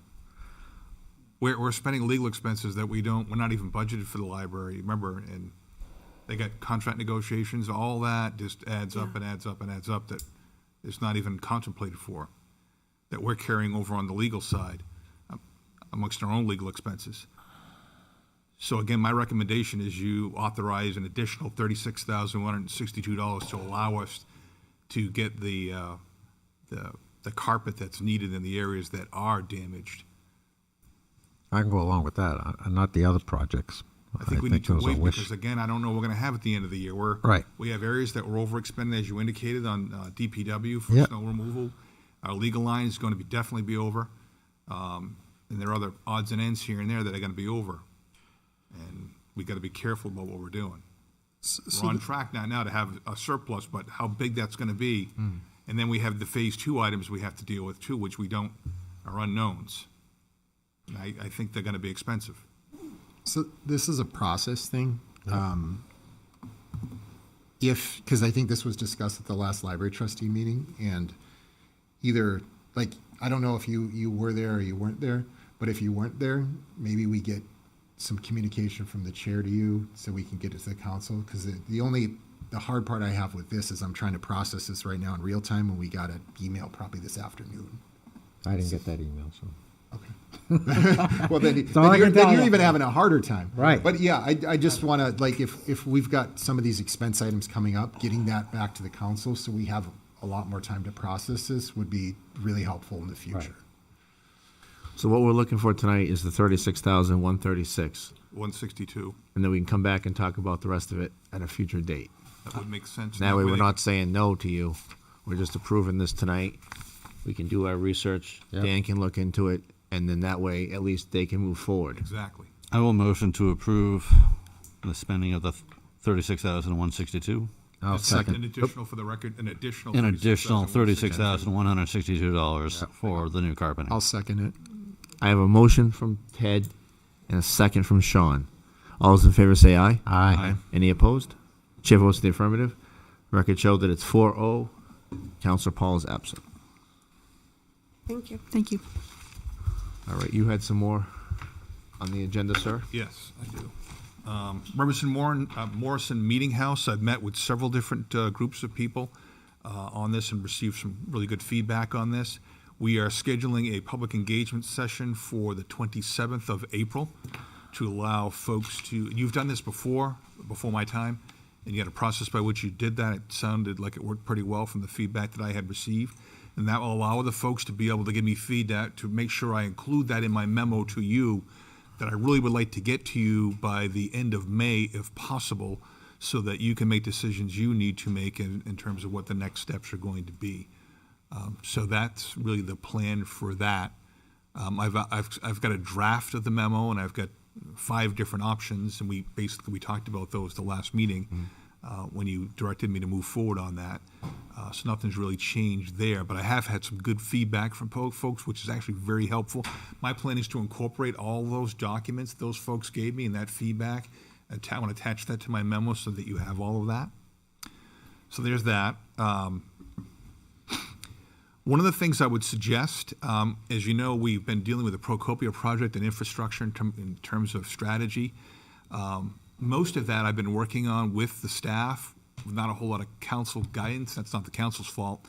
Obviously, that project was already in works before I got here. So I think we have another one of these larger projects coming up.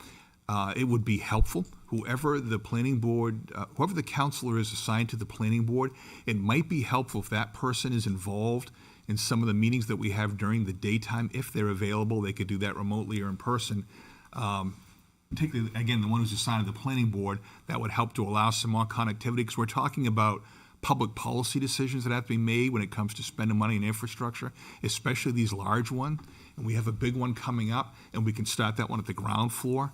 So I would like to, again, to further modify the model that we're operating on to make it a little bit more efficient, more effective, and also having regular meetings with the council, status updates on those projects as we move along, so that the council's more in the loop. I mean, I've been sort of talking to you about it, but I really, until we had a meeting with legal counsel to go over it in detail, you really were not heavily involved. Councilor Faber was, because he's on the planning board, so he's seen more of it. But the rest of you have not been. And I think it's probably a good way to do this, a good model moving that forward. And that also brings the council members are working more closely with staff. So that's a suggestion that I would have. And if you're amenable to that, I can certainly make that happen. I have no objection to that. Anyone else? I'm good with it. Sounds good. Yeah. Okay. Strategic plan workshops, just as a reminder, there's 2 of them. It's next Monday, the 13th is the first one, and the second one is on the 22nd, which is actually a Wednesday. And that's followed by a public hearing on the 18th of May. The way this works is you would set up here as you normally do, and it would be a workshop. Staff, members of boards and committees would be here, and we would present to you at least a draft strategic plan, at least with the objectives, and hopefully some of the action items with KPIs built up, but perhaps not all of them. And we would go over those with you, and we would take all of the public feedback. You would have all of it, be able to see what that is. And then this is usually a back and forth discussion. I think you need to add this or make changes to that. It's a workshop. We literally work through not finalizing, but at least finalizing the draft of the strategic plan. We would do half on the first night, assuming we could get through half, and then the other half would be on the second night. Usually you can do it in 2 meetings, but this is our first one. It may take longer, but at least we've scheduled those 2.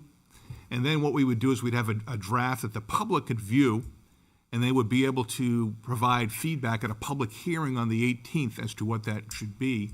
And then if you're ready, you would make a decision on the 18th of what the strategic plan is going to be for at least our first one, and send it out. That meeting on the 18th also would be usually the way this flows is that's the cycle for the budget process. We have our strategic objectives, and then you issue the guidance to me as to what the FY 2028 budget should contain, what parameters you'd like me to consider when you do that, and whether you want multiple versions of the budget produced. That would be something that I would ask you to start thinking about now, so when you get to the 18th, and obviously those who are watching this, they can provide feedback to their councils, which is how the process is supposed to work anyway. And then on the 18th, you would issue that guidance, and I would turn around and I would issue guidance to the departments to start developing the budget. And then we're working on a budget schedule for next year, well, for this year, for FY 28. And we want to start some of those items earlier, like the CIP, the council start discussing that earlier in the process. Some of the items we don't get the information until late October or November, so the big picture things like insurance is going to be a huge one. It's several $1 million, like $6 million. We won't have that till the end, but there are other things we might be able to start getting done, and that way it's less crammed into the holiday season as we all experienced. We were here at 1 o'clock in the morning, I think, one night. So if we perhaps could avoid that. Not only would you appreciate that as volunteers yourself, but also the Budget Committee and members of the public too. So that was sort of the thought process, if that makes sense. It does. I agree. And then I'd like to go over the next two council meetings.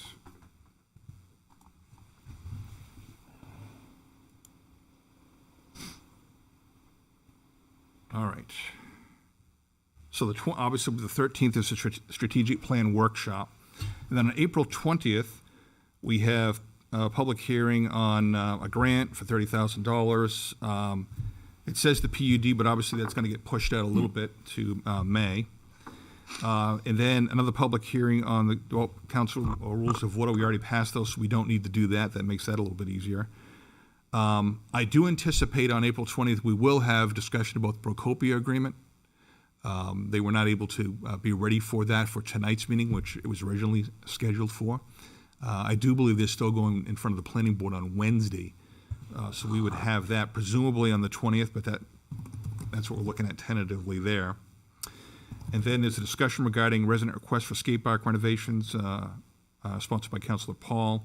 Quarterly budget status review, which is obviously timely in light of what we just talked about.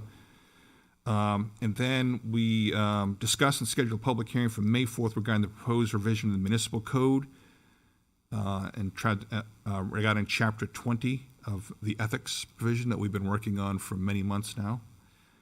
And then provide the direction of the town manager regarding goals and objectives. Some of that's going to be dealt with right through the strategic plan anyway, so that may be of less importance as we move through that process. Again, April 22nd, which is a Wednesday night strategic plan workshop. May 4th, public hearing regarding the ethics code, another public hearing. We've had a couple of them already. Discuss presentation from Londonderry Arts Council on the 2026 Conscience on the Common. Discuss and set public hearing for May 18th regarding the strategic plan, as I just talked about. Discuss and schedule a public hearing for May 18th to adopt TC 105, use of legal counsel policy. As you know, we have developed a timeline for a number of policies that goes right through August. And the way it basically works is we'd have a first hearing on one night, and then there'd be a public hearing on another matter that same night. So you'd be dealing with two public policy issues each night. That's obviously still a pretty ambitious schedule to get us through August anyway.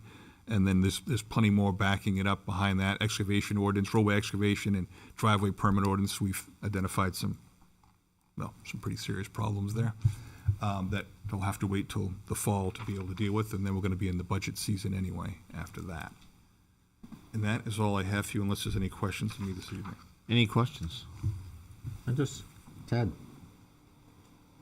can you give us an update on Old Home Day? Since we're in April. I know you said you had meetings coming up. Yeah, we haven't had a meeting since February. Ted wasn't able to make it to our last one. He wasn't available that day. Okay. Yeah, You can go right ahead. Fill it in, yeah. So the next meeting, we're looking to schedule either the end of this week or the beginning of next week. Waiting for the decision today and on, who's number 5. And we're going to make some significant decisions at that point in time. Elect officers, put out the fireworks bid, do bylaws, do procedure, all of those things, all those required documents. Sorry, I could have said this better a little earlier. But yeah, so that's the next thing is now that we move forward with a group of 5 tonight, we'll send out a poll tomorrow to get the time. Thank you. But yeah, so that's where we're at. Thank you. And I promise we're still not, we're not that behind. Any I'm not questions going for to tell the you town when Doug and I manager? started last year. Say again? I said, any questions for the town manager? No. Okay. All right. All right. Up next, we have public comment. I'd like to say something now. Absolutely. Go ahead. To Councilor Coombs, Councilor Bouchard, Mr. Mulholland, Kirsten, and the public, I owe you an apology for losing my temper, and I apologize for that. It was not pretty, but I do not apologize for my actions to you, Mr. Dunn, or you, Mr. Farber, and that is all I really wanted to say. Okay. Thank you. Go ahead. Hi. I'm going to try just 3 things I had to write down real quick. The PUD. Can I say this to you, Sean? You were at that meeting, So you know how many people came up and the amount of research people had done for the PUD. And when I saw what you guys did tonight, I appreciate you having an agreement for everyone because that's really necessary. But that was the only thing that was, like, there's no presentation of all the things that people brought forth that night. There's Tonight was the nothing. first reading, just so you know. So typically I on the don't know first what that reading, means. typically on the first reading, we don't even discuss it at all. Normally, But the I- first reading's waived. So. Well, how but- will you know everything? Because since you guys weren't there, it seems like the people should have brought all their stuff to the reading that matters to you guys if you're making the decision. Because there was a lot of stuff, correct? It's within our packet, so we have all of it. We got it beforehand to review, and I also, like tonight, suggested they actually watch that meeting so they can see you actually presenting it, because That it's would be different if good. you Thank present you. it than words on paper. and That hearing would be your good, words. Yeah. because there's things like the water. We have so many problems with the water in this town, and it needs to be shored up because people just want to build on the buffers now. Everybody wants to infringe on them. That's really important, since we have so many problems, and those things aren't being addressed. The other thing, the ethics anonymous complaints. I'm not sure why we didn't wait until the new ethics policy comes out to see that what everybody's dealing with, because I get what everybody's saying, because there was a lot of ridiculous things, I'm sure. But also, the anonymity of complaints happens in almost all public life, whether it's police departments or the FBI or whatever, everybody, because it's the way of keeping corruption under. So I really think that y'all need to think about that a little bit more. And statistically, I've been coming here for a year and a half, and statistically, I just don't see how you guys can, right down the middle, you three versus you two, always disagree. And that just tells me that you're not looking at the issues, you're just looking at this is what we're all going to say and this is what we're all going to say, and that's the end of that. And that leads me to the question, who's looking out for Londonderry? Because you can't vote because we're all Republicans or Democrats or whatever. I have no idea what any of you are, but all that we're one party or that we all have beer together on Friday nights. That's not the reason to vote for things. Things aren't being addressed for us. And that's what you're all supposed to be here for. So the question I think everybody should ask every time you come into these meetings is, what do the residents want? And what can I do best to serve the residents of this community? Because that's what we voted you in for. So, thank you. Thank you. Anybody else before we comment? Welcome back. Thank you. Just quickly, Acting Library Director Donna Plant. I just wanted to loop back to your conversation about the welfare guidelines. I invited CHS to present to the library staff at Staff Development Day this week. And I would really love it on behalf of the library if we could be part of the conversation of how to connect residents to those services, because I do think the library is a great tool for connecting resources to the right people. So that's all I want to say. I think it's a great idea too, yeah. Yeah. I think it's a great idea. Thank you for your patience, sir. Good evening, Town Council. I think I heard it right. Name and address, please. Yes, I'm sorry. Paul Skidlark, 20 Woodbine Drive. The warrant articles, the citizens petition specifically. I think I heard it was Dan. You had said or had asked the question: are you obligated to sign the petitions? Or maybe Ron. I'm not sure which one had asked the question. Yeah. You guys had an opportunity to vote on the actual citizens petition prior to the election. You waived that right. You said you weren't going to vote on them. I don't think you now get a right to not sign this letter. All this letter does is pushes it to Kelly Ayotte's office and to the various state representatives, as well as Sharon Carson. I think as representatives of this town, you have an obligation to all sign it as a body. Not to now take a vote on it, on your personal opinion as to whether the petition is, furthers your particular agenda. That's not what this is about. This is simply moving it to the next, body that should be getting it as a petition lays out. That's what this is. So if anyone, if there are no signatures on this letter, or one signature or two signatures, I'm going to be very disappointed. It's not the way it should be going. I understand that Mr. Mulholland suggests that you don't have to sign anything. I get it. You don't have to sign it. But as a body, you have petitions here that were voted in by 72% and above. These are mandates. These aren't just they squeaked past. These are people that voted. They came out in large numbers, record numbers in the town on a citizen petition. And to get a citizen petition voted on and approved at a 70% or above level, that's a mandate, in my opinion. I don't think we've ever seen anything like it in town. Oh, yeah, we have, and they did nothing. Happened 3 times with So- citizens petitions. No, 4 times. Can you let him finish? So I would just say again, I would urge you all to sign it as a body. I think you represent the full community. This isn't a time for you, again, to press your personal opinions on the particular petition. All you're doing is moving it forward. So I'd ask you to do that. Thank you. Thank you, sir. Ron, just a clarification. Please. I thought it moved forward anyway, whether we signed it or not. It does. It moves forward no matter That's what. what I thought. Yes, it does. Did you hear that, Paul? What's that, Deb? We were told that it moves forward whether we sign it or not. I get that, but it's a letter that's got each of your names on it. I think as a body, you need to sign the letter and move it forward. That's what the obligation is. Good, sir. Good evening. Sorry, Next Paul. time, someone should stand up and make it advisory so you can just ignore it. Exactly. That's what they did to me. Whatever. PUD. I agree with everything that the other resident stated. When the motion to move this forward first came up, the motion started, and I can't remember his name, Mr. Ouellette. He was very concerned that there was so much stuff brought up that it should go back to the planning board before coming to the council. And it went back and forth and back and forth and back and forth. And eventually they decided to move it to here. And they were going to explain what happened. And the issue I had at the planning board meeting, one, no one ever publicly said, what's changed? There was no document. It was on a website somewhere. But in addition to the comments that Councilor Paul made, there were also a number of comments made by another gentleman who submitted a written document, which I heard no one discuss. And it's clear by listening to the conversation, I doubt all of you have read all of the documents, haven't seen the meeting, whatever.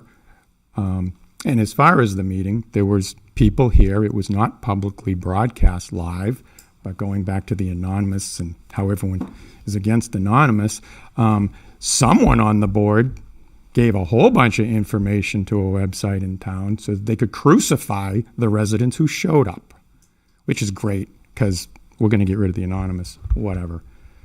The library, there was absolutely no discussion that I heard about how much would the library contribute. It was stated that the library costs a lot more than it's been costing, and people are going to need to see how much it really costs. So I'm guessing you're going to see a lot higher costs. This $51,000 that the trustee account has, I don't understand how that works, but there was no discussion as far as contributing. In fact, some of the things that they had voted on, it was brought up after, well, where are we going to take this out of the budget? So you show up and you want $36,000 or whatever phase 1, phase 2 is. Who gets to pay for it? No one's talking about budgets. I mean, Dan said, and Mr. Mulholland said, hey, I'm kind of concerned we might run out of money here. This is just ridiculous. And as far as the show that went on here tonight, I mean, can't even comment on that one. But I'm sorry. it's not you. It's not you. I understand where you got the I'm not even going to say it. The games that are being played that is becoming more and more apparent, and the fact that the rules, we completely ignore the charter. We stand up and say charter, charter, charter, but when we talk about a roll call vote, well, our policy says this, so that's okay. We'll just go with the policy. The charter specifically states roll call vote. I brought it up probably 4 years ago to Councilor Franz. That's why he started posting. He said, well, I'm not going to ask for roll call. And I asked because the charter specifically says roll call. You said, can't table a motion because that's the way it is. What does a roll call vote mean in Concord? Does it mean take everyone's opinion and then write it down later? No, it means go around the room because half the time you can't tell who said yes and who said no. So it was a 3-2. So Chairman Franz started putting it in as the roll call. He says, well, I'm not going to ask for roll call, even though I need to. I'm just going to put it in the minutes. And clearly that didn't work because you guys got them wrong. The rules are not enforced equally. It all depends on who you are. And people see that. That's why people don't come here, because they will be crucified publicly by several people that support being anonymously crucified publicly, yet are opposed to a complaint being filed. And the policy is different. The complaints were handled differently based on the person. 3-2. 10 seconds. Thank you.